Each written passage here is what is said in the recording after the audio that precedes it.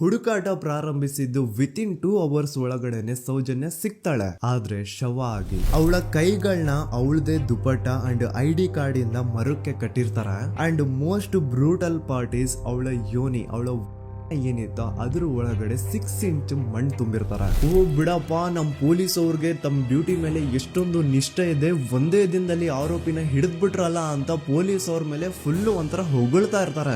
ಆದ್ರೆ ಪಾಪ ಜನರಿಗೆ ಎಲ್ಲಿ ಗೊತ್ತಿತ್ತು ಈ ಕೇಸ್ ನ ರಿಯಲ್ ಆರೋಪಿ ಬೇರೆ ಯಾರೋ ಇದಾರೆ, ಪೊಲೀಸ್ ಅವರೇ ಈ ಕೇಸ್ ನ ಮಿಸ್ಲೀಡ್ ಮಾಡೋದಕ್ಕೆ ಸುಮ್ನೆ ಸಂತೋಷ್ನ ಅರೆಸ್ಟ್ ಮಾಡಿದ್ದಾರೆ ಅಂತ. ಪೊಲೀಸ್ ಅವರು ಈ ಕೇಸ್ ಅಲ್ಲಿ ಕರಪ್ಟ್ ಆಗಿದ್ದಾರೆ, ಪೊಲೀಸ್ ಅವರೇ ಸತ್ಯ ಮುಚ್ಚಿಡ್ಲಿಕ್ಕೆ ಟ್ರೈ ಮಾಡ್ತಿದ್ದಾರೆ. ಹಾಗಾಗಿ ಈ ಕೇಸ್ ನ ಇನ್ಮುಂದೆ ಪೊಲೀಸ್ ಅವರಲ್ಲದೆ CBI ಅವರು ಇನ್ವೆಸ್ಟಿಗೇಷನ್ ಮಾಡಬೇಕು, ಈ ಕೇಸ್ ನ CBI ಒಪ್ಸಿ ಅಂತ ಅಗೇನ್ ಪ್ರೊಟೆಸ್ಟ್ ಗಳು ಸ್ಟಾರ್ಟ್ ಆಗ್ತವೆ. ಸೌಜನ್ಯ ಕೇಸ್ ಒಂದೇ ಅಲ್ಲ, ನಾರಾಯಣ ಹಾಗೂ ಯಮುನಾ ಕೇಸಲ್ಲೂ, ವೇದವಲ್ಲಿ ಕೇಸಲ್ಲೂ, ಆ ಬ್ಯಾಂಕ್ ಮ್ಯಾನೇಜರ್ ನ ಕೇಸಲ್ಲೂ ಹಾಗೂ ಪದ್ಮಲತಾ ಕೇಸಲ್ಲೂ ಸೀದಾ ಡೈರೆಕ್ಟ್ ಡೌಟ್ ಬರೋದೆ ಊರಿನ ಗೌಡ್ರ ಮೇಲೆ. ಸೌಜನ್ಯ ಕೇಸ್ ಬಿಟ್ಟು ಆ ಇನ್ನೊಂದು ಕೇಸ್ ಯಾವುದು, ಅದಕ್ಕೂ ಸಂತೋಷ್ಗೂ ಏನ್ ಸಂಬಂಧ, ಅದ್ರಲ್ಲಿ ಯಾಕೆ ಸಂತೋಷ್ನ ಪೊಲೀಸ್ ಅವರು ಫಿಟ್ ಮಾಡಿದ್ರು ಅಂತ ಪ್ರತಿಯೊಂದು ಹೇಳ್ತೀನಿ.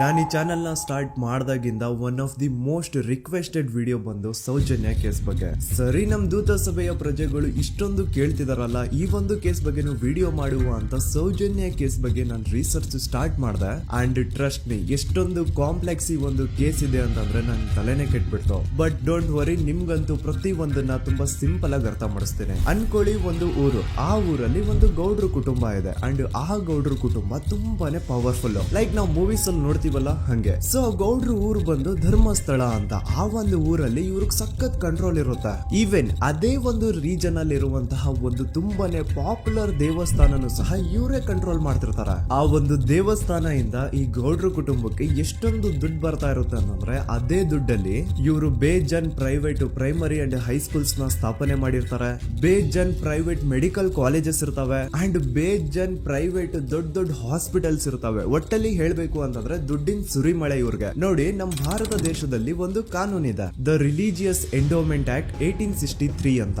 ಬೇಸಿಕಲಿ ಈ ಒಂದು ಕಾನೂನು ಏನ್ ಹೇಳುತ್ತೆ ಅಂತಂದ್ರೆ, ಭಾರತದಲ್ಲಿ ಯಾವ್ದೆಲ್ಲ ಹಿಂದೂ ಟೆಂಪಲ್ಸ್ ಇದಾವೋ ಅವೆಲ್ಲ ಗವರ್ಮೆಂಟ್ ಪ್ರಾಪರ್ಟಿ. ಆ ಹಿಂದೂ ಟೆಂಪಲ್ಸ್ ನ ಮ್ಯಾನೇಜ್ಮೆಂಟ್ ಎಲ್ಲ ಗವರ್ಮೆಂಟ್ ಕೈಗೆ ಹೋಗಿ ಗವರ್ಮೆಂಟ್ ಡಿಸೈಡ್ ಮಾಡುತ್ತೆ ಆ ಮ್ಯಾನೇಜ್ಮೆಂಟ್ ಅಲ್ಲಿ ಯಾರ್ ಕೆಲ್ಸಕ್ಕೆ ಇರಬೇಕು, ಯಾರ್ ಕೆಲ್ಸಕ್ಕೆ ಇರಬಾರ್ದು, ಅಂಡ್ ಆ ಟೆಂಪಲ್ ಇಂದ ಬರ್ತಿರುವಂತಹ ಡೊನೇಷನ್ ಅಮೌಂಟ್ ನ ಏನ್ ಮಾಡಬೇಕು ಅಂತ. ಸೊ ಈ ಒಂದು ಕಾನೂನಿನ ಪ್ರಕಾರ ಗವರ್ಮೆಂಟ್ ಇಂಡಿಯಾದಲ್ಲಿರುವಂತಹ ಆಲ್ಮೋಸ್ಟ್ ಎಲ್ಲಾ ಹಿಂದೂ ಟೆಂಪಲ್ಸ್ ನ ತನ್ನ ಕಂಟ್ರೋಲ್ ಅಲ್ಲಿ ತಗೋತಾ ಇರ್ಬೇಕಾದ್ರೆ ಗವರ್ಮೆಂಟ್ ಅಫಿಷಿಯಲ್ಸ್ ಧರ್ಮಸ್ಥಳ ಶ್ರೀ ಮಂಜುನಾಥ ದೇವಸ್ಥಾನಕ್ಕೂ ರೀಚ್ ಔಟ್ ಮಾಡ್ತಾರೆ. ಅಂಡ್ ಆಗ ಇಷ್ಟು ದಿನ ಟೆಂಪಲ್ ನ ಕಂಟ್ರೋಲ್ ಮಾಡ್ತಿದ್ದಂತಹ ಆ ಗೌಡ್ರ ಕುಟುಂಬ ಏನ್ ಹೇಳುತ್ತೆ ಗೊತ್ತಾ, ಇಲ್ಲ ಇದು ಹಿಂದೂ ಟೆಂಪಲ್ ಅಲ್ಲ, ಇದು ಜೈನ್ ಫ್ಯಾಮಿಲಿಗೆ ಬಿಲಾಂಗ್ ಮಾಡುವಂತಹ ಒಂದು ಪ್ರೈವೇಟ್ ಟೆಂಪಲ್ ಅಂತ ಹೇಳ್ತಾರೆ. ನಾನು ಇಷ್ಟು ದಿನ ಧರ್ಮಸ್ಥಳ ಶ್ರೀ ಮಂಜುನಾಥ ದೇವಸ್ಥಾನ ಒಂದು ಹಿಂದೂ ಟೆಂಪಲ್ ಅಂತ ಅನ್ಕೊಂಡಿದ್ದೆ. ಆದ್ರೆ ಈಗಷ್ಟೇ ನನಗೂ ಗೊತ್ತಾಗಿದ್ದು ಇದು ಹಿಂದೂ ಟೆಂಪಲ್ ಅಲ್ಲ, ಇದು ಒಂದು ಜೈನ್ ಫ್ಯಾಮಿಲಿಗೆ ಬಿಲಾಂಗ್ ಮಾಡುವಂತಹ ಪ್ರೈವೇಟ್ ಜೈನ್ ಟೆಂಪಲ್ ಅಂತ.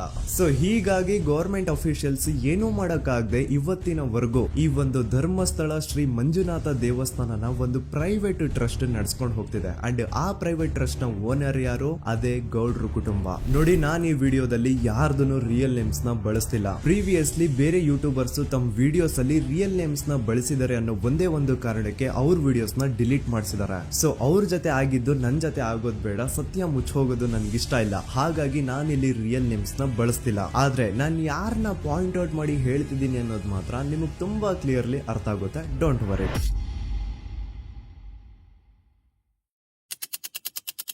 ದಿನಾಂಕ 9/10/2012. A very normal day for everyone except Soujanya.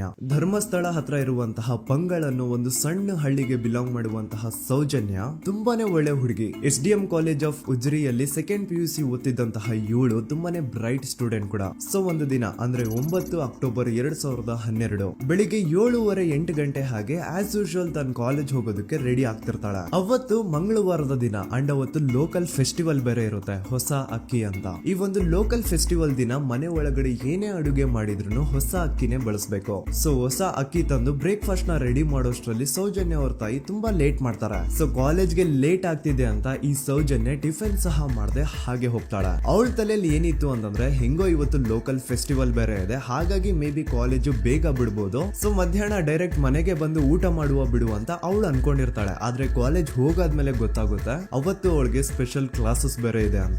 Soujanya breakfast ಕೂಡ ಮಾಡಿರಲ್ಲ ಅಂಡ್ ಲಂಚ್ ಬಾಕ್ಸ್ ಕೂಡ ತಂದಿರಲ್ಲ. ಹಾಗಾಗಿ ಲಂಚ್ ಟೈಮ್ ಅಲ್ಲಿ ಸೌಜನ್ಯನ ಒಬ್ಳು ಫ್ರೆಂಡ್ ಜಾನ್ವಿ ತಾನ್ ತಂದಿರುವಂತಹ ಲಂಚ್ ಬಾಕ್ಸ್ ಅಲ್ಲಿ ಒಂದಿಷ್ಟು ಲಂಚ್ ನ ಆಫರ್ ಮಾಡ್ತಾಳ.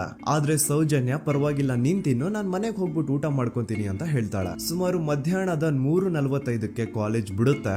ಸೌಜನ್ಯ ಕಾಲೇಜ್ ಇಂದ ಬಸ್ ಅಲ್ಲಿ ಬಂದು ನೇತ್ರಾವತಿ ಬಸ್ ಸ್ಟಾಪ್ ಹತ್ರ ಇಳ್ಕೋತಾಳ. ಅವಳ ಜೊತೆ ಅವಳ ಕ್ಲಾಸ್ ಮೇಟ್ಸ್ ಅಂಡ್ ಫ್ರೆಂಡ್ಸ್ ಎಲ್ಲ ಇರ್ತಾರೆ. ಸೊ ಅವ್ರಿಗೆಲ್ಲ ಬಾಯ್ ಹೇಳ್ಬಿಟ್ಟು ಸೌಜನ್ಯ ತನ್ನ ಮನೆ ಕಡೆಗೆ ಹೊರಡ್ತಾಳ. ನೇತ್ರಾವತಿ ಬಸ್ ಸ್ಟಾಪ್ ಇಂದ ಸೌಜನ್ಯ ಮನೆಗೆ 20 ಮಿನಿಟ್ಸ್ ನ ವಾಕ್ ಇರುತ್ತೆ. ಮ್ಯಾಕ್ಸ್ ಟು ಮ್ಯಾಕ್ಸ್ 30 ಮಿನಿಟ್ ಹಿಡಿಬಹುದು. ಸೊ ಸೌಜನ್ಯ ನಡ್ಕೊಂಡು ಮನೆ ಕಡೆಗೆ ಹೋಗ್ತಾ ಇರ್ತಾಳೆ. ಒಂದ್ ಸ್ವಲ್ಪ ದೂರದಲ್ಲಿ ಪ್ರಕೃತಿ ಹಾಸ್ಪಿಟಲ್ ಅಂತ ಒಂದಿರುತ್ತೆ. ಅಲ್ಲಿನ ಸೆಕ್ಯೂರಿಟಿ ಗಾರ್ಡ್ ಸೌಜನ್ಯ ನಡ್ಕೊಂಡು ಹೋಗ್ತಾ ಇರೋದನ್ನ ನೋಡ್ತಾನೆ ಕೂಡ. ನಂತರ ಸೌಜನ್ಯ ಒಂದು 10 ನಿಮಿಷ ಹಂಗೆ ಮುಂದೆ ನಡ್ಕೊಂಡು ಹೋಗಾದ್ಮೇಲೆ ಸೌಜನ್ಯಗೆ ತನ್ನ ಮಾವ ಸಿಗ್ತಾರ. ಅವರು ಸೌಜನ್ಯನ ನೋಡಿ ಮಾತಾಡಿಸ್ತಾರೆ. ಯಾಕಮ್ಮ ಕಾಲೇಜಿಂದ ಇಷ್ಟು ಲೇಟ್ ಬರ್ತಿದೀಯಾ ಅಂತ ಕೇಳ್ತಾರೆ. ಆಗ ಸೌಜನ್ಯ ಇಲ್ಲ ಮಾವ, ಕಾಲೇಜಲ್ಲಿ ಸ್ಪೆಷಲ್ ಕ್ಲಾಸ್ ಇತ್ತು ಹಾಗಾಗಿ ಲೇಟ್ ಆಗ್ಬಿಡ್ತು ಅಂತ ಹೇಳಿ ಒಂದೆರಡು ಮಾತಾಡಿಸಿ ನಂತರ ತನ್ನ ಮನೆ ಕಡೆ ತಾನು ಹೊರಡ್ತಾಳ. ಈಗ ಆ ಒಂದು ಪಾಯಿಂಟ್ ಇಂದ ಸೌಜನ್ಯಗೆ ತನ್ನ ಮನೆ ಹೋಗ್ಲಿಕ್ಕೆ 10 ನಿಮಿಷ ಬೇಕು. ಮ್ಯಾಕ್ಸ್ ಟು ಮ್ಯಾಕ್ಸ್ 20 ಮಿನಿಟ್ ಅನ್ಕೊಳ್ಳಿ. 3:45ಕ್ಕೆ ಕಾಲೇಜ್ ಬಿಟ್ರೆ ಅರೌಂಡ್ 4:30ಗೆ ಮನೇಲಿ ಇರ್ಬೇಕಾಗಿದ್ದು ಹುಡುಗಿ 6:30-7 ಗಂಟೆ ಆಗಿದ್ರು ಮನೆಗೆ ಸೇರಿರಲ್ಲ. ಸೊ ಮನೇಲಿ ಸೌಜನ್ಯ ಅವ್ರ ತಾಯಿಗೆ ಟೆನ್ಷನ್ ಸ್ಟಾರ್ಟ್ ಆಗುತ್ತೆ. ಏನಪ್ಪಾ ಈ ಹುಡುಗಿ ಎಷ್ಟೊತ್ತಾದ್ರೂ ಇನ್ನು ಮನೆಗ್ ಬಂದಿಲ್ವಲ್ಲ ಅಂತ. ಸೊ ಅವ್ರೇನ್ ಮಾಡ್ತಾರೆ, ಸೌಜನ್ಯ ಅವ್ರ ತಂದೆ ಕಾಲ್ ಮಾಡ್ಬಿಟ್ಟು ರೀ ಹಿಂಗೆ 3:30-4 ಗಂಟೆಗೆ ಕಾಲೇಜಿಂದ ಮನೆಗ್ ಬರ್ತಿದ್ದಿದ್ ನಮ್ ಹುಡುಗಿ ಇವತ್ತು 7 ಗಂಟೆ ಆದ್ರೂ ಇನ್ನು ಮನೆಗ್ ಬಂದಿಲ್ಲ, ನೀವು ಸ್ವಲ್ಪ ಬೇಗ ಮನೆಗ್ ಬಂದು ವಿಚಾರಿಸಿ ಅಂತ ಗಾಬ್ರಿಲಿ ಹೇಳ್ತಾರ. ಸರಿ ಅಂತ ಸೌಜನ್ಯ ಅವ್ರ ತಂದೆ ಮನೆಗ್ ಬಂದ್ಬಿಟ್ಟು ಸೌಜನ್ಯನ ಫ್ರೆಂಡ್ಸ್ ಕ್ಲಾಸ್ ಮೇಟ್ಸ್ ಯಾರ್ದೆಲ್ಲ ಅವ್ರ ಹತ್ರ ನಂಬರ್ ಇರುತ್ತೋ ಅವ್ರಿಗೆಲ್ಲ ಕಾಲ್ ಮಾಡ್ಬಿಟ್ಟು ಸೌಜನ್ಯ ಬಗ್ಗೆ ಕೇಳ್ತಾರ. ನಮ್ ಹುಡುಗಿ ಏನಾದ್ರೂ ನಿಮ್ ಮನೆಗ್ ಬಂದಿದ್ದಾಳ ಅಮ್ಮ ಅಂತ. ಆದ್ರೆ ಸೌಜನ್ಯನ ಫ್ರೆಂಡ್ಸ್ ಅಂಡ್ ಕ್ಲಾಸ್ ಮೇಟ್ಸ್ ಎಲ್ಲ ಇಲ್ಲ ಅಂಕಲ್ ನಮ್ಮ ಮನೆಗಂತೂ ಸೌಜನ್ಯ ಏನು ಬಂದಿಲ್ಲ, ಅವಳು ಬಸ್ ಸ್ಟಾಪ್ ಇಂದ ಸೀದಾ ನಿಮ್ ಮನೆ ಕಡೆಗೇನೆ ಹೊರಟ್ಲಲ್ವಾ, ಯಾಕೆ ಇನ್ನೂ ಬಂದಿಲ್ವಾ ಅಂತ ಕೇಳ್ತಾರ. ಆಗ ಸೌಜನ್ಯ ಅವ್ರ ತಂದೆ ಇಲ್ಲಮ್ಮ ಬಂದಿಲ್ಲ ಹಾಗಾಗಿನೇ ಕಾಲ್ ಮಾಡಿರೋದು ಅಂತ ಹೇಳಿ ಕಾಲ್ ಕಟ್ ಮಾಡ್ತಾರ. ದೆನ್ ಸೌಜನ್ಯ ಅವ್ರ ತಂದೆ ಸೌಜನ್ಯ ಅವ್ರ ಮಾವ ಕಾಲ್ ಮಾಡ್ತಾರ. ಅಳಿಯ ಎಲ್ಲಿದ್ಯಾ, ನನ್ ಮಗಳು ಇನ್ನು ಮನೆಗ್ ಬಂದಿಲ್ಲ, ನೀನೇನಾದ್ರೂ ಅವಳನ್ನ ನೋಡ್ದ ಅಂತ ಕೇಳ್ತಾರ. ಆ ಕಡೆಯಿಂದ ಅವರು ಸೌಜನ್ಯನ ಮಾವ ಹೇಳ್ತಾರೆ, ಹ್ಞೂ ನಾನ್ ನೋಡ್ದೆ, 4:15 ಹಾಗೆ ಆ ಹುಡುಗಿ ಕಾಲೇಜಿಂದ ಬರ್ಬೇಕಾದ್ರೆ ನನಗ್ ಕಾಣಿಸಿದ್ಲು, ನಾನ್ ಸ್ವಲ್ಪ ಮಾತಾಡ್ದೆ ಅವಳ ಹತ್ರ, ಅದಾದ್ಮೇಲೆ ಅವಳು ಮನೆ ಕಡೆ ಹೋದ್ಲಲ್ಲ, ಯಾಕೆ ಇನ್ನೂ ಬಂದಿಲ್ವಾ ಅಂತ ಅವರೇ ಉಲ್ಟಾ ಕ್ವಶನ್ ಕೇಳ್ತಾರ. ಈ ಕಡೆ ಸೌಜನ್ಯ ಅವ್ರ ತಂದೆ ಇಲ್ಲ 7 ಗಂಟೆ ಆದ್ರೂ ಮಗು ಇನ್ನು ಮನೆಗ್ ಬಂದಿಲ್ಲ, ನಮ್ಗೆ ಯಾಕೋ ತುಂಬಾ ಗಾಬರಿ ಆಗ್ತಿದೆ, ನೀನೊಂದ್ ಕೆಲ್ಸ ಮಾಡು, ನಮ್ಮವ್ರನ್ನೆಲ್ಲ ಸೇರ್ಸು, ಎಲ್ರೂ ಸೇರಿ ಹುಡುಕುವ ಅವಳನ್ನ ಅಂತ ಸುಮಾರು ರಾತ್ರಿ 7 ಗಂಟೆಯಿಂದ ಹಿಡಿದು 11 ಗಂಟೆವರೆಗೂ ಸೌಜನ್ಯನ ಮನೆಯವರು ಅಂಡ್ ಊರಿನ ಜನ 200-300 ಜನ ಸೇರ್ಕೊಂಡು ಸೌಜನ್ಯನ ಹುಡುಕ್ತಾರೆ. ಆದ್ರೆ ಸೌಜನ್ಯನ ಒಂದು ಸುಳಿವು ಸಿಗಲ್ಲ. ಸೊ ಕೊನೆಗೆ ಸಹಾಯ ಕೇಳ್ತಾ ರಾತ್ರಿ 11 ಗಂಟೆ ಹಾಗೆ ಸೌಜನ್ಯನ ತಂದೆ ತಾಯಿ ಅಂಡ್ ಊರಿನ ಜನ ಎಲ್ಲ ಬೆಳ್ತಂಗಡಿ ಪೊಲೀಸ್ ಸ್ಟೇಷನ್ ಹತ್ರ ಹೋಗ್ತಾರ. ಅಲ್ಲಿ ಪೊಲೀಸ್ ಅವ್ರ ಹತ್ರ ಕಾಲೇಜ್ ಹೋಗಿದ್ ನಮ್ ಹುಡುಗಿ ಇಷ್ಟೊತ್ತಾದ್ರೂ ಇನ್ನು ಮನೆಗ್ ಬಂದಿಲ್ಲ, ಎಷ್ಟು ಹುಡುಕಿದ್ರು ಸಿಗ್ತಾ ಇಲ್ಲ, ಸೊ ಪ್ಲೀಸ್ ಒಂದು ಮಿಸ್ಸಿಂಗ್ ರಿಪೋರ್ಟ್ ನ ಫೈಲ್ ಮಾಡಿ ನಮ್ ಹುಡುಗಿನ ಹುಡುಕೊಡಿ ಅಂತ ಕೇಳ್ಕೊತಾರ. ಆದ್ರೆ ಪೊಲೀಸ್ ಅವರು ಒಪ್ಪಲ್ಲ. ಇಲ್ಲ ಯಾವುದೇ ಪರ್ಸನ್ ಮಿಸ್ಸಿಂಗ್ ಆದ್ರೆ ಆಫ್ಟರ್ 24 ಅವರ್ಸ್ ಆದ್ಮೇಲೆನೆ ರಿಪೋರ್ಟ್ ಫೈಲ್ ಮಾಡಕ್ಕಾಗೋದು. ಸೊ ನೀವ್ ಒಂದ್ ಕೆಲ್ಸ ಮಾಡಿ, ಈಗ ಮನೆಗ್ ಹೋಗಿ ನಾಳೆ ಬೆಳಿಗ್ಗೆವರೆಗೂ ನೋಡಿ, ನಾಳೆ ಬೆಳಿಗ್ಗೆವರೆಗೂ ನಿಮ್ ಮಗಳು ನಿಮ್ ಮನೆಗ್ ಬಂದಿಲ್ಲ ಅಂತಂದ್ರೆ ಆಗ ಬಂದ್ಬಿಟ್ಟು ಮಿಸ್ಸಿಂಗ್ ರಿಪೋರ್ಟ್ ನ ಫೈಲ್ ಮಾಡಿಸಿ ಅಂತ ಹೇಳಿ ಕಳಿಸ್ತಾರ. ಆಗ ಆಲ್ಮೋಸ್ಟ್ ಮಿಡ್ ನೈಟ್ ಆಗಿರೋದ್ರಿಂದ ಅಂಡ್ ಮಳೆ ಬೇರೆ ತುಂಬಾ ಜೋರಾಗಿ ಬರ್ತಾ ಇರುತ್ತೆ. ಸೊ ಈ ಸಿಚುವೇಶನ್ ಅಲ್ಲಿ ಸೌಜನ್ಯನ ಹುಡುಕ್ಲಿಕ್ಕೆ ಆಗಲ್ಲ. ನಾಳೆ ಬೆಳಿಗ್ಗೆ ಸೇರ್ಕೊಂಡು ಅಗೇನ್ ಎಲ್ರು ಸೌಜನ್ಯನ ಹುಡುಕುವ ಅಂತ ಸೌಜನ್ಯನ ಮನೆಯವರು ಅಂಡ್ ಊರಿನ ಜನ ಎಲ್ರು ತಮ್ಮ ಮನೆಗೆ ಹೋಗ್ಬಿಡ್ತಾರ. ನೆಕ್ಸ್ಟ್ ದಿನ ಅಂದ್ರೆ 10 ಅಕ್ಟೋಬರ್ 2012 ಬುಧವಾರದ ದಿನ ಬೆಳಿಗ್ಗೆ 10 ಗಂಟೆ ಹಾಗೆ ಸೌಜನ್ಯನ ಮನೆಯವರು ಅಂಡ್ ಊರಿನ 200-300 ಜನ ಸೇರ್ಕೊಂಡು ಅಗೇನ್ ಸೌಜನ್ಯಗೋಸ್ಕರ ಹುಡುಕಾಟ ಸ್ಟಾರ್ಟ್ ಮಾಡ್ತಾರ. ಹುಡುಕಾಟ ಪ್ರಾರಂಭಿಸಿದ್ದು ವಿತಿನ್ 2 ಅವರ್ಸ್ ಒಳಗಡೆನೆ ಸೌಜನ್ಯ ಸಿಗ್ತಾಳೆ. ಆದ್ರೆ ಶವ ಆಗಿ ಆ 200-300 ಊರಿನ ಜನ ಎಲ್ಲ ಸೇರ್ಕೊಂಡು ಏನ್ ಸೌಜನ್ಯನ ಹುಡುಕ್ತಾ ಇದ್ರು ಅದರಲ್ಲಿ ಯಾರೋ ಒಬ್ರಿಗೆ ಸೌಜನ್ಯನ ಮನೆಯಿಂದ ಕೇವಲ 10 ನಿಮಿಷ ದೂರದಲ್ಲಿರುವಂತಹ ಒಂದು ಹಳ್ಳನ ದಡದಲ್ಲಿ ಸೌಜನ್ಯ ಮೃತದೇಹ ಸಿಗುತ್ತಾ. ಈಗ ಸತ್ತಿರುವಂತಹ ಸೌಜನ್ಯನ ಡೆಡ್ ಬಾಡಿ ಯಾವ ಒಂದು ಕಂಡೀಷನ್ ಅಲ್ಲಿ ಇತ್ತು ಅಂತ ಹೇಳ್ತೀನಿ, ಸ್ವಲ್ಪ ಗಮನ ಇಟ್ಟು ಕೇಳಿಸ್ಕೊಳ್ಳಿ. ಅವಳ ಕೈಗಳನ್ನ ಅವಳದೇ ದುಪಟ್ಟ ಅಂಡ್ ID ಕಾರ್ಡ್ ಇಂದ ಮರಕ್ಕೆ ಕಟ್ಟಿರ್ತಾರ. ಅವಳ ಬಾಡಿ ಎಲ್ಲ ನೇಕೆಡ್ ಇರುತ್ತೆ, ಮೈ ಮೇಲೆ ಸರಿಯಾದ ಬಟ್ಟೆ ಇರಲ್ಲ, ಮೈ ಮೇಲೆ ಮಲ್ಟಿಪಲ್ ಕಟ್ ಮಾರ್ಕ್ಸ್ ಇರುತ್ತೆ, ತುಂಬಾ ಜೋರಾಗಿ ಹೊಡೆದಿರುವಂತಹ ಗಾಯಗಳು ಮೈ ಮೇಲೆ ಎದ್ದು ಕಾಣಿಸ್ತಿರ್ತವೆ. ಅವಳ ರಿಪ್ಸ್ ಎದೆ ಭಾಗದ ಮೂಳೆಗಳೆಲ್ಲ ಮುರಿದು ಹೋಗ್ಬಿಟ್ಟಿರ್ತವೆ. And most brutal part is ಅವಳ ಯೋನಿ, ಅವಳ ಏನಿತ್ತು ಅದ್ರ ಒಳಗಡೆ 6 ಇಂಚ್ ಮಣ್ಣು ತುಂಬಿರ್ತಾರ. ಆ ಬಾಡಿ ಕಂಡೀಷನ್ ನ ನೋಡಿದಾದ್ಮೇಲೆ ಒಂದಂತೂ ತುಂಬಾ ಕ್ಲಿಯರ್ ಆಗಿ ಅರ್ಥ ಆಗುತ್ತೆ, ಅವಳನ್ನ ಯಾರೋ ತುಂಬಾ ಫೋರ್ಸ್ಫುಲಿ ಮಾಡಿ ನಂತರ ನಿರ್ದಯವಾಗಿ ಸಾಯಿಸಿದ್ದಾರೆ ಅಂತ. ಇಲ್ಲಿ ಕ್ರಿಮಿನಲ್ಸ್ ನ ಬುದ್ಧಿವಂತಿಕೆ ನೋಡಿ ಪೊಲೀಸ್ ಅವ್ರಿಗೆ ಏನೂ ಸುಳಿವು ಸಿಗ್ಬಾರ್ದು ಅಂತ ಅವಳ ಯೋನಿ ಒಳಗಡೆ 6 ಇಂಚ್ ಅಷ್ಟು ಮಣ್ಣು ತುಂಬ ಹೋಗಿರ್ತಾರೆ. ಸೊ ದೆನ್ ಪೊಲೀಸ್ ಅವ್ರಿಗೆ ವಿಷಯ ಗೊತ್ತಾಗುತ್ತೆ. ಅವರು ಸ್ಪಾಟ್ ಗೆ ಬಂದು ಸೌಜನ್ಯನ ಬಾಡಿನ ರಿಕವರ್ ಮಾಡಿ ಆ ಒಂದು ಸ್ಪಾಟ್ ನ ಕಂಪ್ಲೀಟ್ ಸೀಸ್ ಮಾಡ್ತಾರೆ. ಒಬ್ಳು ಸಾಮಾನ್ಯ ಮಿಡಲ್ ಕ್ಲಾಸ್ ಹುಡುಗಿ, ಒಬ್ಳು ವೆರಿ ಬ್ರೈಟ್ ಸ್ಟೂಡೆಂಟ್ ನ ಈ ಮಟ್ಟಿಗೆ ಇಷ್ಟು ನಿರ್ದಯವಾಗಿ ಸಾಯಿಸಿರೋದು ಯಾರು?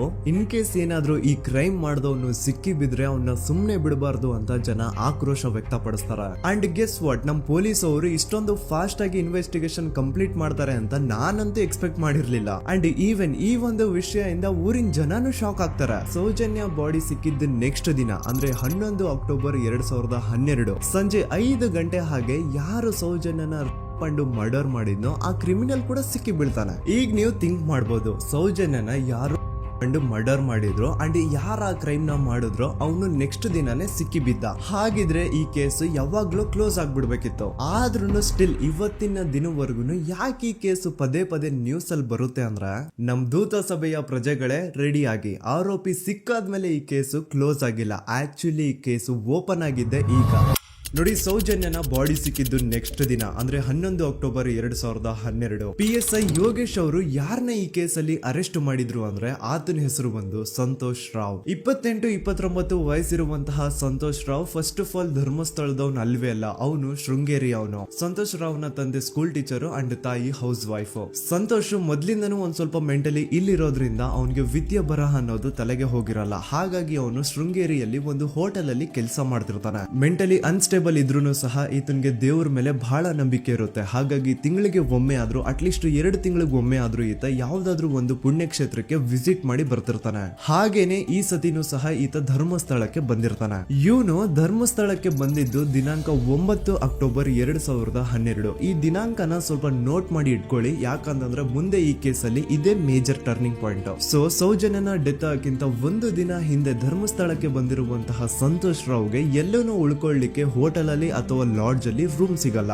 ರೀಸನ್ ಇಷ್ಟೇ, ಸಂತೋಷ್ ರಾವ್ ನೋಡ್ಲಿಕ್ಕೆ ಸ್ವಲ್ಪ ಮೆಂಟಲಿ ಅನ್ಸ್ಟೇಬಲ್ ಪರ್ಸನ್ ತರ ಇರ್ತಾನೆ. ಅವನ ಅವತಾರ, ಅವನ ವೇಷಭೂಷಣ ಅಷ್ಟು ಸರಿ ಇರಲ್ಲ. ಹಾಗಾಗಿ ಇವನ್ಗೆ ಯಾವುದೇ ಒಂದು ಹೋಟೆಲ್ ಅಲ್ಲಿ ಅಥವಾ ಲಾಡ್ಜ್ ಅಲ್ಲಿ ಎಲ್ಲಿನೂ ರೂಮ್ ಸಿಗಲ್ಲ. ಸೊ ಉಳ್ಕೊಳ್ಳೋಕೆ ಜಾಗ ಸಿಗದೆ ಇವನೇನ್ ಮಾಡ್ತಾನೆ, ಅಲ್ಲೇ ಹತ್ರದಲ್ಲಿರುವಂತಹ ಬಾಹುಬಲಿ ಬೆಟ್ಟಕ್ಕೆ ಹೋಗಿ ಅಲ್ಲಿರುವಂತಹ ಬಾಹುಬಲಿ ಸ್ಟ್ಯಾಚು ಹತ್ರನೇ ಆಶ್ರಯ ತಗೊಳ್ತಾನೆ. ಅಂಡ್ 1-2 ದಿನ ಅವನು ಅಲ್ಲೇ ಉಳ್ಕೋತಾನೆ ಕೂಡ. ಡೇ ಟೈಮ್ ಅಲ್ಲಿ ಧರ್ಮಸ್ಥಳಕ್ಕೆ ಬಂದು ಧರ್ಮಸ್ಥಳ ಶ್ರೀ ಮಂಜುನಾಥ ದೇವಸ್ಥಾನದಲ್ಲಿ ಇದ್ದು ಅಲ್ಲೇ ಪ್ರಸಾದ ಊಟ ಎಲ್ಲ ಮಾಡಿ ನಂತರ ನೈಟ್ ಆಗ್ತಿದ್ದಂಗೆ ಬಾಹುಬಲಿ ಬೆಟ್ಟಕ್ಕೆ ಹೋಗಿ ಆ ಸ್ಟ್ಯಾಚು ಹತ್ರನೇ ಮಲ್ಕೊಳ್ತಿರ್ತಾನೆ. ಸೊ ಒಂದು ದಿನ ಅಂದ್ರೆ 11 ಅಕ್ಟೋಬರ್ 2012 ಸಂಜೆ 5 ಗಂಟೆ ಹಾಗೆ ಈ ಸಂತೋಷ್ ರಾವ್ ತನ್ನ ಪಾಡಿಗೆ ತಾನು ಆ ಬೆಟ್ಟದ ಮೇಲೆ ಕೂತ್ಕೊಂಡು ಸೀನರೀಸ್ ನ ಎಂಜಾಯ್ ಮಾಡ್ತಾ ಇರಬೇಕಾದ್ರೆ ಯಾರೋ ಅದೇ ಊರಿನ 5 ಜನ ಕಿಡಿಗೇಡಿಗಳು ಬಂದು ಇವನ್ ಹತ್ರ ಜಗಳ ತೆಗಿತಾರ. ಈ 5 ಜನ ಯಾರು ಅಂತ ನಂತರ ಹೇಳ್ತೀನಿ. ಸೊ ಈ 5 ಜನ ಕಿಡಿಗೇಡಿಗಳು ಸಂತೋಷ್ ರಾವ್ ಹತ್ರ ಜಗಳ ತೆಗೆದು ಅವನ್ನ ಅವಾಚ್ಯ ಶಬ್ದಗಳಿಂದ ಬೈದು ಅವನ್ನ ಹೊಡೆದು, ಅಷ್ಟೇ ಸಾಲದೆ ಆ 5 ಜನ ಸಂತೋಷ್ ರಾವ್ನ ಪೊಲೀಸ್ ಸ್ಟೇಷನ್ಗೆ ಎಳ್ಕೊಂಡ್ ಬಂದು ಇವನು ನಾವು ಬಾಹುಬಲಿ ಬೆಟ್ಟಕ್ಕೆ ಅಂತ ಹೋಗಿದ್ರೆ ಅಲ್ಲಿ ನಮ್ಮ ಮೇಲೆ ಅಟ್ಯಾಕ್ ಮಾಡ್ದ, ಇವ್ನು ನೋಡ್ಲಿಕ್ಕೂ ಸಹ ಒಳ್ಳೆ ಸೈಕೋ ಕಿಲ್ಲರ್ ಇದ್ದಂಗಿದಾನೆ, ನಮ್ಗೆ ಯಾಕೋ ನಿನ್ನೆ ನಮ್ಮ ಊರಲ್ಲಿ ನಡೆದಿರುವಂತಹ ಘಟನೆ ಆ ಸೌಜನ್ಯನ ಪಂಡು ಮರ್ಡರ್ ಇವನೇ ಮಾಡಿದಾನೆ ಅಂತ ಡೌಟ್ ಬರ್ತಿದೆ ಅಂತ ಆ 5 ಜನ ಕಿಡಿಗೇಡಿಗಳು ಸಂತೋಷ್ ರಾವ್ನ ಪೊಲೀಸ್ ಅವ್ರ ಹತ್ರ ಹಾಕೊಡ್ತಾರ. ಅಂಡ್ ಪೊಲೀಸ್ ಅವ್ರು ಕೂಡ ಎಂತವ್ರು ನೋಡಿ, ಯಾರೋ 5 ಜನ ಕಿಡಿಗೇಡಿಗಳು ಬಂದು ಇವನೇ ಕೊಲೆ ಮಾಡಿದಾನೆ ಅಂತ ಹೇಳಿದ ತಕ್ಷಣ ಹಿಂದೆ ಮುಂದೆ ಕ್ರಾಸ್ ಚೆಕ್ ಮಾಡದೆ ಸಂತೋಷ್ ರಾವ್ನ ಅರೆಸ್ಟ್ ಮಾಡಿ ಸೌಜನ್ಯ ಕೇಸ್ ನ ಆರೋಪಿ ಸಿಕ್ಕಿದಾನೆ ಅಂತ ಎಲ್ಲಾ ಕಡೆ ಘೋಷಣೆ ಮಾಡ್ಬಿಡ್ತಾರ. ಜನರಿಗೆ ಈ ಕಡೆ ಒಂಥರ ನೆಮ್ಮದಿ, ಓ ಬಿಡಪ್ಪ ನಮ್ ಪೊಲೀಸ್ ಅವ್ರಿಗೆ ತಮ್ಮ ಡ್ಯೂಟಿ ಮೇಲೆ ಎಷ್ಟೊಂದು ನಿಷ್ಠೆ ಇದೆ, ಒಂದೇ ದಿನದಲ್ಲಿ ಆರೋಪಿನ ಹಿಡಿದ್ಬಿಟ್ರಲ್ಲ ಅಂತ ಪೊಲೀಸ್ ಅವ್ರ ಮೇಲೆ ಫುಲ್ ಒಂಥರ ಹೊಗಳ್ತಾ ಇರ್ತಾರೆ. ಆದ್ರೆ ಪಾಪ ಜನರಿಗೆ ಎಲ್ಲಿ ಗೊತ್ತಿತ್ತು ಈ ಕೇಸ್ ನ ರಿಯಲ್ ಆರೋಪಿ ಬೇರೆ ಯಾರೋ ಇದಾರೆ, ಪೊಲೀಸ್ ಅವರೇ ಈ ಕೇಸ್ ನ ಮಿಸ್ಲೀಡ್ ಮಾಡೋದಕ್ಕೆ ಸುಮ್ನೆ ಸಂತೋಷ್ ನ ಅರೆಸ್ಟ್ ಮಾಡಿದ್ದಾರೆ ಅಂತ. ಸೊ ಸಂತೋಷ್ ರಾವ್ ಒಂದು ಹುಡುಗಿಯ ರೇಪ್ ಅಂಡ್ ಮರ್ಡರ್ ಕೇಸ್ ಅಲ್ಲಿ ಅರೆಸ್ಟ್ ಆಗಿದ್ದಾನೆ ಅನ್ನೋ ವಿಷಯ ಸಂತೋಷ್ ನ ತಾಯಿಗೆ ಗೊತ್ತಾದಾಗ ಅವ್ರ ಪಾಪ ನೋವಲ್ಲಿ ಕುರ್ಗಿ ಸಾಯ್ತಾರ. ಅಂಡ್ ಇನ್ನು ಅವ್ರ ತಂದೆ ಒಂದು ಕಡೆ ಪಾಪ ಹೆಂಡತಿನ ಕಳ್ಕೊಂಡಿರುವಂತಹ ನೋವು, ಇನ್ನೊಂದು ಕಡೆ ಮಗ ನೋಡಿದ್ರೆ ಯಾವ್ದೋ ಫಾಲ್ಸ್ ಕೇಸ್ ಅಲ್ಲಿ ಅರೆಸ್ಟ್ ಆಗಿದ್ದಾನೆ. ಈ ಕಡೆ ಕೇಸ್ ನ ಇನ್ವೆಸ್ಟಿಗೇಷನ್ ನಡೀತಾ ಇದೆ. ಅಂಡ್ ಇಲ್ಲಿ ನಾನು PSI ಯೋಗೇಶ್ ಅವ್ರ ಬಗ್ಗೆ ಅಂತೂ ಮೆನ್ಷನ್ ಮಾಡ್ಲೇಬೇಕು. ಈ ಪೊಲೀಸ್ ಆಫೀಸರು ಗೊತ್ತಿದ್ದು ಈ ತಪ್ಪನ ಮಾಡಿದ್ರು ಅಥವಾ ಗೊತ್ತಿಲ್ದೇನೆ ಈ ತಪ್ಪನ ಮಾಡಿದ್ರು ನನ್ಗಂತೂ ಗೊತ್ತಿಲ್ಲ. ಸೊ ಇವ್ರು ಏನ್ ಮಾಡ್ತಾರೆ ಅಂತಂದ್ರೆ, ಸೌಜನ್ಯನ ಬಾಡಿನ ಪೋಸ್ಟ್ ಮಾರ್ಟಮ್ ಗೆ ಕಳಿಸಿದಾಗ ಡಾಕ್ಟರ್ಸ್ ಹಂಗೋ ಹಿಂಗೋ ಮಾಡಿ ಇಂದ ಕೆಲವೊಂದು ಸ್ಪರ್ಮ್ ನ ಸ್ಯಾಂಪಲ್ಸ್ ಕಲೆಕ್ಟ್ ಮಾಡ್ತಾರ. ಅದನ್ನ ಅವರು PSI ಯೋಗೇಶ್ಗೆ ಕೊಟ್ಟು ಇದನ್ನ ವಿತಿನ್ 72 ಅವರ್ಸ್ ಒಳಗಡೆ ಇನ್ನೊಂದು ಲ್ಯಾಬ್ ಗೆ ಸಬ್ಮಿಟ್ ಮಾಡಿ ಅಂತ ತುಂಬಾ ಕ್ಲಿಯರ್ ಆಗಿ ಹೇಳ್ತಾರೆ. ಆದ್ರೆ PSI ಯೋಗೇಶ್ ಆ ಸ್ಪರ್ಮ್ ಸ್ಯಾಂಪಲ್ಸ್ ನ ವಿತಿನ್ 72 ಅವರ್ಸ್ ಒಳಗಡೆ ಲ್ಯಾಬ್ ಕಳ್ಸೋದಿರ್ಲಿ, ಅದನ್ನ 12 ದಿನ ಆದ್ಮೇಲೆ ಲ್ಯಾಬ್ ಕಳಿಸ್ತಾರ. ಅಷ್ಟೊತ್ತಿಗೆ ಆಲ್ರೆಡಿ ಆ ಸ್ಪರ್ಮ್ ಸ್ಯಾಂಪಲ್ಸ್ ಗೆಲ್ಲ ಫಂಗಸ್ ಹಿಡಿದು ಅದು ಅನ್ಫಿಟ್ ಫಾರ್ ಟೆಸ್ಟಿಂಗ್ ಅಂತ ಬರುತ್ತೆ. ಈಗ ನೀವೇ ಹೇಳಿ, ಎಂತ ಡಂಬೆಸ್ಟ್ ಪರ್ಸನ್ ಪೊಲೀಸ್ ಆಫೀಸರ್ ಆಗಿದ್ರು ಅವನ ಹತ್ರ ಒಂದು ಮರ್ಡರ್ ಕೇಸ್ ಬಂದಾಗ ಅವನ ಹತ್ರ ಇರೋ ಮೇನ್ ಸಾಕ್ಷಿನೇ, ಮೇನ್ ಎವಿಡೆನ್ಸ್ ಆ ಹುಡುಗಿಯ ಇಂದ ಕಲೆಕ್ಟ್ ಆಗುವಂತಹ ಸ್ಪರ್ಮ್ ಸ್ಯಾಂಪಲ್ಸ್. ಸೊ ಅದನ್ನ ಮೊದಲು ಲ್ಯಾಬ್ ಕಳಿಸಿ ಅದನ್ನ ಐಡೆಂಟಿಫೈ ಮಾಡೋದು ಪೊಲೀಸ್ ಅವರ ಫಸ್ಟ್ ಡ್ಯೂಟಿ. ಆದ್ರೆ ಇಲ್ಲಿ PSI ಯೋಗೇಶ್ ಅವರು ಇದನ್ನೇ ಮರ್ತು ಹೋದ್ರು ಅಂತ ನೋಡಿ. ಯಾವುದೇ ಒಂದು ಕೇಸ್ ಅಲ್ಲಿ ಪೊಲೀಸ್ ಅವರು ಆದಷ್ಟು ಎವಿಡೆನ್ಸ್ ನ ಕಲೆಕ್ಟ್ ಮಾಡೋದಕ್ಕೆ ಟ್ರೈ ಮಾಡ್ತಾರ. ಆದ್ರೆ ಈ ಒಂದು ಕೇಸ್ ಅಲ್ಲಿ ಮಾತ್ರ ಪೊಲೀಸ್ ಅವರು ಎವಿಡೆನ್ಸ್ ನ ಕಲೆಕ್ಟ್ ಮಾಡೋ ಬದಲಾಗಿ ಎವಿಡೆನ್ಸ್ ನ ಡಿಸ್ಟ್ರಾಯ್ ಮಾಡೋದ್ರಲ್ಲಿ ಮುಂದೆ ಇದ್ರು. ಅಷ್ಟೇ ಅಲ್ಲದೆ ಈ ಪೊಲೀಸ್ ಆಫೀಸರ್ ಸೇರ್ಕೊಂಡು ಸಂತೋಷ್ ರಾವ್ಗೆ ಸೆಲ್ ಅಲ್ಲಿ ಎಂತ ಟಾರ್ಚರ್, ಎಂತ ಹಿಂಸೆ ಕೊಡ್ತಾರೆ ಅಂದ್ರೆ ನೆನ್ಸ್ಕೊಂಡ್ರೆ ಮೈ ಜುಮ್ ಅನ್ನುತ್ತ. ಹೊಡಿಯೋದು, ಕೆಟ್ಟದಾಗ ಬೈಯೋದು, ಇದೆಲ್ಲ common. Most brutal parties Santosh ರಾವ್ನ ಪ್ಯಾಂಟ್ ಬಿಚ್ಚಿ ಅವನ ಪ್ರೈವೇಟ್ ಪಾರ್ಟ್ ಮೇಲೆ ಬಿಸಿ ಬಿಸಿ ಕುದೀತಾ ಇರುವಂತಹ ನೀರ್ ಚಲ್ತಾರ. ಈ ಕ್ರೈಮ್ ನೀನೇ ಮಾಡಿದ್ಯಾ ಅಂತ ಒಪ್ಕೋ, ಇಲ್ಲ ಅಂತಂದ್ರೆ ನಿನ್ನ ಸೆಲ್ ಒಳಗಡೆನೆ ಸಾಯಿಸ್ಬಿಡ್ತೀವಿ, ನಿನ್ನ ತಂದೆ ತಾಯಿ ಎಲ್ರು ಸಾಯಿಸ್ಬಿಡ್ತೀವಿ ಅಂತ ಬ್ಲಾಕ್ ಮೇಲ್ ಮಾಡ್ತಾರ. ನೋಡಿ, ಸಂತೋಷ್ ರಾವ್ ಜಾಗದಲ್ಲಿ ನನ್ನಂತ ನಿಮ್ಮಂತ ನಾರ್ಮಲ್ ಪರ್ಸನ್ ಯಾರಾದ್ರೂ ಇದ್ದಿದ್ರೆ ಪೊಲೀಸ್ ಅವರು ಕೊಡ್ತಿರುವಂತಹ ಹಿಂಸೆನ ತಡ್ಕೊಳಕ್ಕಾಗದೆ ಆ ಕ್ರೈಮ್ ಮಾಡಿಲ್ಲ ಅಂದ್ರೂ ಮಾಡಿದೀನಿ ಅಂತ ಒಪ್ಕೊಬಿಡ್ತಾ ಇದ್ವಿ. ಆದ್ರೆ ಸಂತೋಷ್ ರಾವ್ ಮೆಂಟಲಿ ಇಲ್ಲಿರೋದೇ ಅವನ್ಗೆ ಅಡ್ವಾಂಟೇಜ್ ಆಗೋಯ್ತು. ಪೊಲೀಸ್ಗಳು ಸಂತೋಷ್ ರಾವ್ಗೆ ಎಷ್ಟೇ ಹೊಡೆದ್ರು, ಎಷ್ಟೇ ಬೈದ್ರು, ಎಷ್ಟೇ ಬ್ಲಾಕ್ ಮೇಲ್ ಮಾಡಿದ್ರು ಸಂತೋಷ್ ರಾವ್ ಬಾಯಲ್ಲಿ ನಾನ್ ಈ ಕ್ರೈಮ್ ನ ಮಾಡಿಲ್ಲ ಅಂತಾನೆ ಬರುತ್ತೆ ಹೊರತು ಆ ಕ್ರೈಮ್ ನ ಅವನು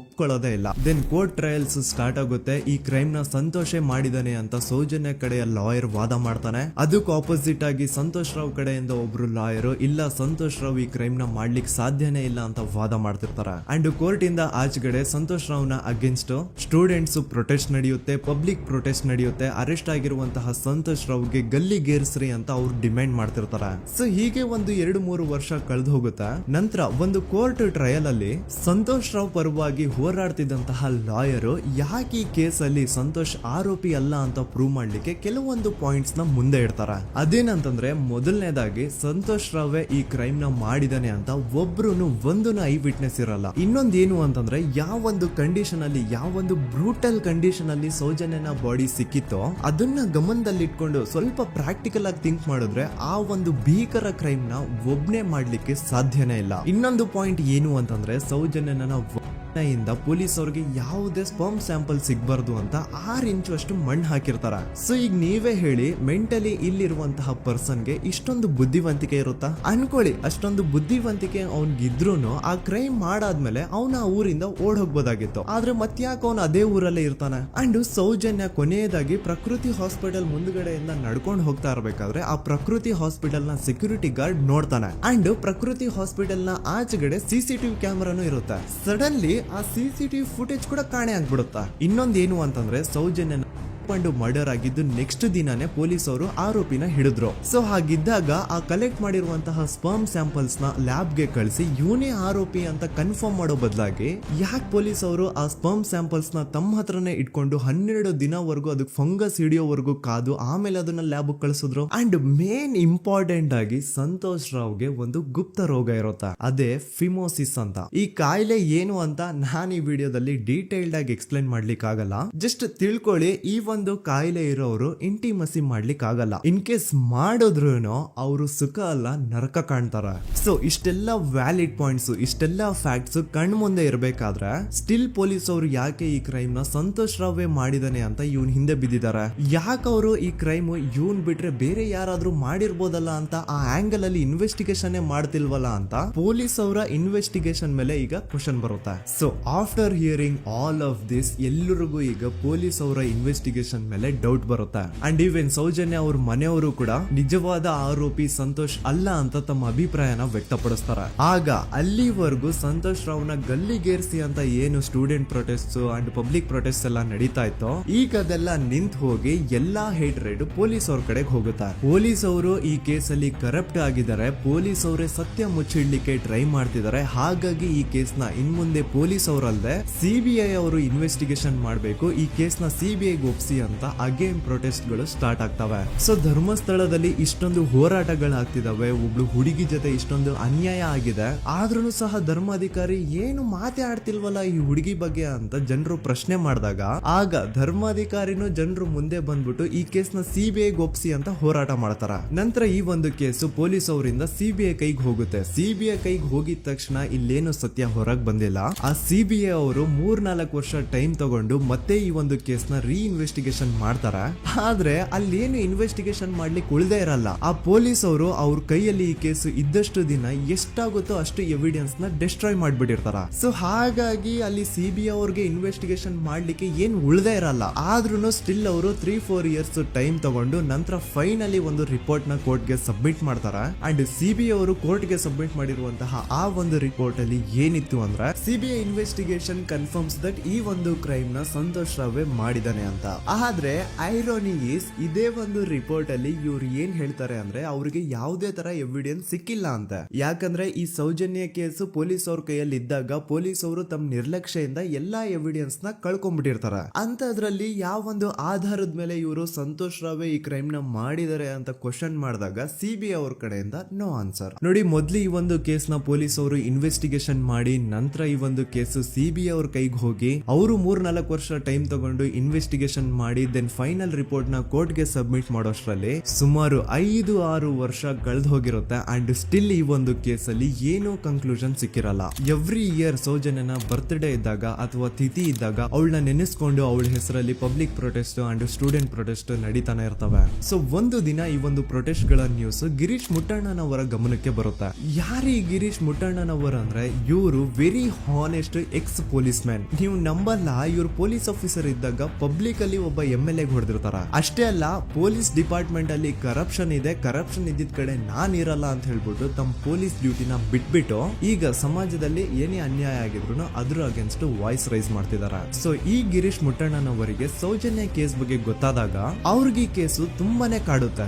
ಅಲ್ಲ, ಇಷ್ಟೊಂದು ವರ್ಷಗಳಾಗೋಯ್ತು ಆ ಹುಡುಗಿ ಜೊತೆ ಅನ್ಯಾಯ ಆಗಿ, ಸ್ಟಿಲ್ ಈ ಒಂದು ಕೇಸ್ ನ ಕನ್ಕ್ಲೂಷನ್ ಸಿಕ್ತಿಲ್ವಲ್ಲ, ಏನ್ ನಡೀತಿದೆ ಧರ್ಮಸ್ಥಳದಲ್ಲಿ ಅರ್ಥ ಆಗ್ತಿಲ್ವಲ್ಲ ಅಂತ ಈ ಗಿರೀಶ್ ಅವರು ತಮ್ಮ ಹಳೆ ಪೊಲೀಸ್ ಕಾಂಟ್ಯಾಕ್ಟ್ಸ್ ನ ಯೂಸ್ ಮಾಡ್ಕೊಂಡು ಆ ಸೌಜನ್ಯ ಕೇಸ್ ಫೈಲ್ ನ ಒಂದು ಕಾಪಿನ ತಮ್ಮ ಹತ್ರ ತರಿಸ್ಕೋತಾರ. ಆ ಒಂದು ಕೇಸ್ ಫೈಲ್ ಅಲ್ಲಿ ಸೌಜನ್ಯ ಬಗ್ಗೆ ಅಷ್ಟೇ ಅಲ್ಲದೆ ಸಂತೋಷ್ ರಾವ್ ಬಗ್ಗೆನೂ ಇನ್ಫಾರ್ಮೇಶನ್ ಇರುತ್ತೆ. ಅಂಡ್ ಗಿರೀಶ್ ಅವರು ಸಂತೋಷ್ ಬಗ್ಗೆ ಇರುವಂತಹ ಇನ್ಫಾರ್ಮೇಶನ್ ನೋಡ್ತಾ ಇರ್ಬೇಕಾದ್ರೆ ಅವರು ಒಂದು ವಿಷಯನ ನೋಟಿಸ್ ಮಾಡ್ತಾರ. ಅದೇನಂತಂದ್ರೆ ಪೊಲೀಸ್ ಅವರು ಸಂತೋಷ್ ರಾವ್ನ ಬರೀ ಸೌಜನ್ಯ ಕೇಸಲ್ಲಿ ಒಂದೇ ಫಿಟ್ ಮಾಡಿರಲ್ಲ, ಸೌಜನ್ಯ ಸಾಯೋಕ್ಕಿಂತ 20 ದಿನ ಹಿಂದೆ ಧರ್ಮಸ್ಥಳದಲ್ಲೇ ನಡೆದಿರುವಂತಹ ಒಂದು ಕ್ರೈಮ್ ಅಲ್ಲಿನೂ ಸಹ ಸಂತೋಷ್ ರಾವ್ ಆರೋಪಿ ಅಂತ ಮೆನ್ಷನ್ ಮಾಡಿರ್ತಾರ. ಸೊ ಸೌಜನ್ಯ ಕೇಸ್ ಬಿಟ್ಟು ಆ ಇನ್ನೊಂದು ಕೇಸ್ ಯಾವುದು, ಅದಕ್ಕೂ ಸಂತೋಷ್ಗೂ ಏನ್ ಸಂಬಂಧ, ಅದ್ರಲ್ಲಿ ಯಾಕೆ ಸಂತೋಷ್ನ ಪೊಲೀಸ್ ಅವರು ಫಿಟ್ ಮಾಡಿದ್ರು ಅಂತ ಪ್ರತಿಯೊಂದು ಹೇಳ್ತೀನಿ. ಆದ್ರೆ ನಾನಿಲ್ಲಿ ಯಾರ್ದೂ ರಿಯಲ್ ನೇಮ್ಸ್ ನ ಬಳಸಲ್ಲ. ಯಾಕಂದ್ರೆ ಮುಂದೆ ಕೇಸಲ್ಲಿ ತುಂಬಾ ದೊಡ್ಡ ಪವರ್ಫುಲ್ ವ್ಯಕ್ತಿಗಳ ಹೆಸರುಗಳು ಬರ್ತವೆ. ಅಂಡ್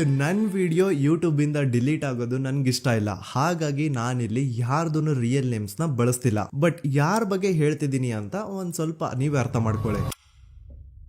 ನೋಡಿ, ಧರ್ಮಸ್ಥಳದಲ್ಲಿ ಮಾಫಿಯಾ ಕೈಂಡ್ ಆಫ್ ನಡೆಸ್ತಿರುವಂತಹ ಒಂದು ವೆರಿ ಪವರ್ಫುಲ್ ಗೌಡ್ರು ಕುಟುಂಬ ಇದೆ. ಇವ್ರ ಹತ್ರ ಬೇಜನ್ ಆಸ್ತಿ, ಬೇಜನ್ ದುಡ್ಡು, ಬೇಜನ್ ಪವರ್, ಬೇಜನ್ ಇನ್ಫ್ಲೂಯೆನ್ಸ್ ಎಲ್ಲಾನು ಇದೆ. ಆ ಊರಲ್ಲಿ ಈ ಗೌಡ್ರು ಕುಟುಂಬದ್ದು ಎಷ್ಟೊಂದು ಕಂಟ್ರೋಲ್ ಇದೆ ಅಂತಂದ್ರೆ ಅವ್ರನ್ನ ಎದುರು ಹಾಕೊಳ್ಳೋರೆ ಯಾರು ಇಲ್ಲ. ಅಂಡ್ ಈ ಒಂದು ಗೌಡ್ರು ಕುಟುಂಬ ಒಂದು ಪ್ರೈವೇಟ್ ಟ್ರಸ್ಟ್ ಹೆಸರಲ್ಲಿ ಒಂದು ವೆರಿ ಪಾಪ್ಯುಲರ್ ದೇವಸ್ಥಾನನ ಸುಮಾರು ವರ್ಷಗಳಿಂದ ತಲೆ ಮಾರುಗಳಿಂದನೂ ನಡ್ಸ್ಕೊಂಡ್ ಬಂದಿರ್ತಾರ. ಅದೇ ಒಂದು ದೇವಸ್ಥಾನದಲ್ಲಿ 60 ವರ್ಷ ವಯಸ್ಸಾಗಿರುವಂತಹ ನಾರಾಯಣ ಅನ್ನೋ ಒಬ್ಬ ವ್ಯಕ್ತಿ ಮಾವುತನಾಗಿ ಕೆಲಸ ಮಾಡ್ತಿರ್ತಾನೆ. ನಾರಾಯಣ ಅವ್ರ ತಂದೆನೂ ಅದೇ ದೇವಸ್ಥಾನದಲ್ಲಿ ಮಾವುತಾಗಿ ಕೆಲಸ ಮಾಡ್ತಾ ಇದ್ರು, ಅವ್ರ ತಂದೆನೂ ಅದೇ ದೇವಸ್ಥಾನದಲ್ಲಿ ಮಾವುತಾಗಿ ಕೆಲಸ ಮಾಡ್ತಾ ಇದ್ರು. ಸೊ ಹೀಗೆ ತಲೆ ಮಾರುಗಳಿಂದ ಮಾವುತಾಗಿನೇ ನಾರಾಯಣನ ಕುಟುಂಬ ಆ ಒಂದು ದೇವಸ್ಥಾನದಲ್ಲಿ ಕೆಲಸ ಮಾಡ್ತಾ ಇರುತ್ತೆ. ಸೊ ಒಮ್ಮೆ ತುಂಬಾ ವರ್ಷಗಳ ಹಿಂದೆ ನಾರಾಯಣ ಅವ್ರ ತಂದೆ ಆ ದೇವಸ್ಥಾನದಲ್ಲಿ ಮಾವುತಾಗಿ ಕೆಲಸ ಮಾಡ್ತಾ ಇರ್ಬೇಕಾದ್ರೆ ಆಗಿನ ದೇವಸ್ಥಾನದ ಧರ್ಮಾಧಿಕಾರಿ ಆ ಮಾವುತನ ಕೆಲ್ಸದ ಮೇಲೆ ಇರುವಂತಹ ನಿಷ್ಠೆ, ಅವನ ನಿಯತ್ತು ಅಂಡ್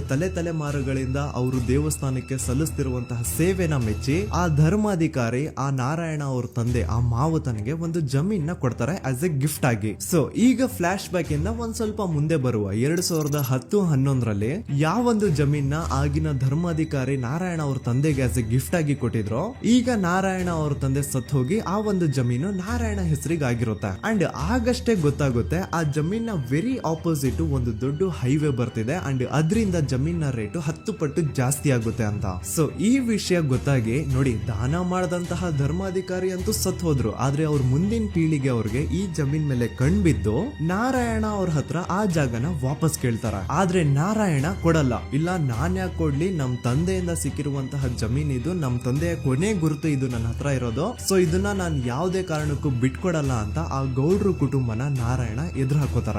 ಆಗ ಗೌಡ್ರು ಕುಟುಂಬದವ್ರಿಗೆ ಕೋಪ ಬಂದು ಅವ್ರೇನ್ ಮಾಡ್ತಾರೆ ಅಂದ್ರೆ ನಾರಾಯಣ ಮನೆಗೆ ನೀರಿನ ಸಪ್ಲೈ ಇರುತ್ತಲ್ವಾ ಅದನ್ನ ಬಂದ್ ಮಾಡ್ತಾರ, ಎಲೆಕ್ಟ್ರಿಸಿಟಿ ಸಪ್ಲೈನು ಕಟ್ ಆಫ್ ಮಾಡ್ತಾರ, ಊರಲ್ಲಿರುವಂತಹ ಎಲ್ಲಾ ಚರಂಡಿಗಳನ್ನ ಕ್ಲೀನ್ ಮಾಡಿ ಆ ಕಸ ಏನಿರುತ್ತೋ ಅದನ್ನ ತಂದು ನಾರಾಯಣ ಮನೆ ಮುಂದೆ ಹಾಕ್ತಾರ. ಇಷ್ಟೇ ಅಲ್ಲ, ನಾರಾಯಣ ಅವ್ರ ಹೆಂಡತಿ ಮಕ್ಕಳು ಎಲ್ಲಾದ್ರೂ ಆಚೆ ಹೋಗ್ತಾ ಬರ್ತಾ ಇದ್ರೆ ಅವ್ರನ್ನ ಕೆಟ್ಟದಾಗ ಬೈಯೋದು, ಹೊಡ್ಕೊಳ್ಳೋದು, ಬಡ್ಕೊಳ್ಳೋದೆಲ್ಲ ಮಾಡ್ತಿರ್ತಾರ. ಇಷ್ಟೆಲ್ಲ ಆಗ್ತಾ ಇದ್ರು ಸ್ಟಿಲ್ ನಾರಾಯಣ ಮಾತ್ರ ಆ ಜಾಗನ ಬಿಟ್ಕೊಡಲ್ಲ. ಆ ಜಾಗದ್ಗೋಸ್ಕರ ನೀನ್ ಬೇಕಿದ್ರೆ ಇದನ್ನೆಲ್ಲ ಸಹಿಸ್ಕೊಂಡಿರಪ್ಪ, ನಮ್ ಕೈಲಂತೂ ಆಗಲ್ಲ ಅಂತ ನಾರಾಯಣನ ಹೆಂಡತಿ ಮಕ್ಕಳು ಅವನ್ನ ಬಿಟ್ಟು ಬೇರೆ ಊರಿಗೆ ಹೋಗ್ಬಿಡ್ತಾರ. ಈಗ ಮನೆಯಲ್ಲಿ ನಾರಾಯಣ ಅಂಡ್ 45 ವರ್ಷ ವಯಸ್ಸಿರುವಂತಹ ನಾರಾಯಣ ಅವ್ರ ತಂಗಿ ಯಮುನಾ ಅವ್ರು ಮಾತ್ರ ಇಬ್ರೇ ಇರ್ತಾ ಇದ್ರು. ಸೊ ಒಂದೊಳ್ಳೆ ಅವಕಾಶ ನೋಡ್ಕೊಂಡು 21 ಸೆಪ್ಟೆಂಬರ್ 2012 ಮನೆಯಲ್ಲಿ ನಾರಾಯಣ ಹಾಗೂ ಯಮುನಾ ಇರ್ಬೇಕಾದ್ರೆ ಯಾರೋ ಮನೆ ಒಳಗಡೆ ನುಗ್ಗಿ ನಾರಾಯಣನ್ಗೆ ಹೊಡೆದು ಯಮುನಾಗೂ ಸಹ ಹೊಡೆದು ನಂತರ ಅವಳು ಮಾಡಿ ದೆನ್ ನಾರಾಯಣ ಹಾಗೂ ಯಮುನನ ತಲೆನ ಒಂದು ರುಬ್ಬಗುಂಡಿಂದ ಚಚ್ಚಿ ಸಾಯಿಸ್ಬಿಡ್ತಾರ. ಈ ಕೊಲೆ ಆಗಿದ್ದು ಕಳ್ಳತನಗೋಸ್ಕರ ಅಂತ ಪೊಲೀಸ್ ಅವರು ತಮ್ಮ ರಿಪೋರ್ಟ್ ಅಲ್ಲಿ ಬರೀತಾರ. ಆದ್ರೆ ಪಾಯಿಂಟ್ ಏನ್ ಗೊತ್ತಾ, ಆ ಮನೇಲಿ ಒಂದ್ ಸ್ವಲ್ಪನೂ ಹಣ ಆಗ್ಲಿ ಅಥವಾ ಬಂಗಾರ ಆಗ್ಲಿ ಕಳ್ಳತನ ಆಗಿರಲ್ಲ. ಕಳ್ಳತನ ಆಗಿರೋದು ಕೇವಲ ಆ ಮೇನ್ ರೋಡ್ ಅಲ್ಲಿ ಇದ್ದಂತಹ ಪ್ರಾಪರ್ಟಿ ಪೇಪರ್ಸ್. ಎಂತ ಕೋಇನ್ಸಿಡೆನ್ಸ್ ನೋಡಿ, ಯಾವ ಒಂದು ಜಮೀನಿನ ಪತ್ರ ನಾರಾಯಣ ಮನೆಯಿಂದ ಕಳ್ಳತನ ಆಗಿದ್ವೋ ಅದೇ ಒಂದು ಜಮೀನಲ್ಲಿ 10 ವರ್ಷ ಆದ ನಂತರ ಒಂದು ದೊಡ್ಡ ಹೋಟೆಲ್ ಸ್ಥಾಪನೆ ಆಗುತ್ತೆ ಅಂಡ್ ಆ ಹೋಟೆಲ್ ನ ಇನಾಗ್ರೇಷನ್ ಗೆ ಚಿಕ್ಕ ಗೌಡ್ರು ಬರ್ತಾರ. ಸೊ ಈಗೇನು ನಾರಾಯಣ ಹಾಗೂ ಯಮುನನ ಕೊಲೆ ಆಗಿದ್ಯೋ ಇದಾಗಿದ್ದು 20 ದಿನ ಆದ್ಮೇಲೆ ಸೌಜನ್ಯ ಜೊತೆ ಅಂತ ನಿರ್ದಯ ಘಟನೆ ಆಗಿದ್ದು. ಸೊ ಪೊಲೀಸ್ ಅವರು ಸೌಜನ್ಯ ಕೇಸಲ್ಲಿ ಸಂತೋಷ್ ರಾವ್ನ ಫಿಟ್ ಮಾಡೋದಲ್ದೆ ಈ ಒಂದು ನಾರಾಯಣ ಹಾಗೂ ಯಮುನಾ ಕೇಸಲ್ಲೂ ಸಹ ಸಂತೋಷ್ ರಾವ್ನೆ ಫಿಟ್ ಮಾಡಿರ್ತಾರ. ಇಲ್ಲಿ ಡೇಟ್ಸ್ ನ ಸ್ವಲ್ಪ ನೆನ್ಪಿಟ್ಕೊಳ್ಳಿ. ನಾರಾಯಣ ಹಾಗೂ ಯಮುನನ ಕೊಲೆ ಆಗಿದ್ದು 21 ಸೆಪ್ಟೆಂಬರ್ 2012 ಅಂಡ್ ಸಂತೋಷ್ ರಾವ್ ಧರ್ಮಸ್ಥಳ ಬಂದಿದ್ದು 9 ಅಕ್ಟೋಬರ್ 2012, 20 ದಿನ ಆದ್ಮೇಲೆ. ಸೊ ನಾರಾಯಣ ಹಾಗೂ ಯಮುನನ ಕೊಲೆ ಆದಾಗ ಊರಲ್ಲೇ ಇಲ್ದೆ ಎಲ್ಲೋ ಶೃಂಗೇರಿಯಲ್ಲಿ ಯಾವುದೋ ಒಂದು ಹೋಟೆಲ್ ಅಲ್ಲಿ ಕೆಲಸ ಮಾಡ್ತಿದ್ದಂತಹ ಸಂತೋಷ್ ರಾವ್ ಹೇಗೆ ಈ ಒಂದು ಕೇಸಲ್ಲಿ ಆರೋಪಿ ಆಗ್ತಾನೆ? ಸೊ ಇದೇ ಒಂದು ಪಾಯಿಂಟ್ ನ ನೋಟಿಸ್ ಮಾಡಿ ಗಿರೀಶ್ ಮುಟ್ಟಣ್ಣನವರು ಧರ್ಮಸ್ಥಳಕ್ಕೆ ಬಂದು ಸಂತೋಷ್ ನ ಲಾಯರ್ ಜೊತೆ ಡಿಸ್ಕಸ್ ಮಾಡ್ತಾರ.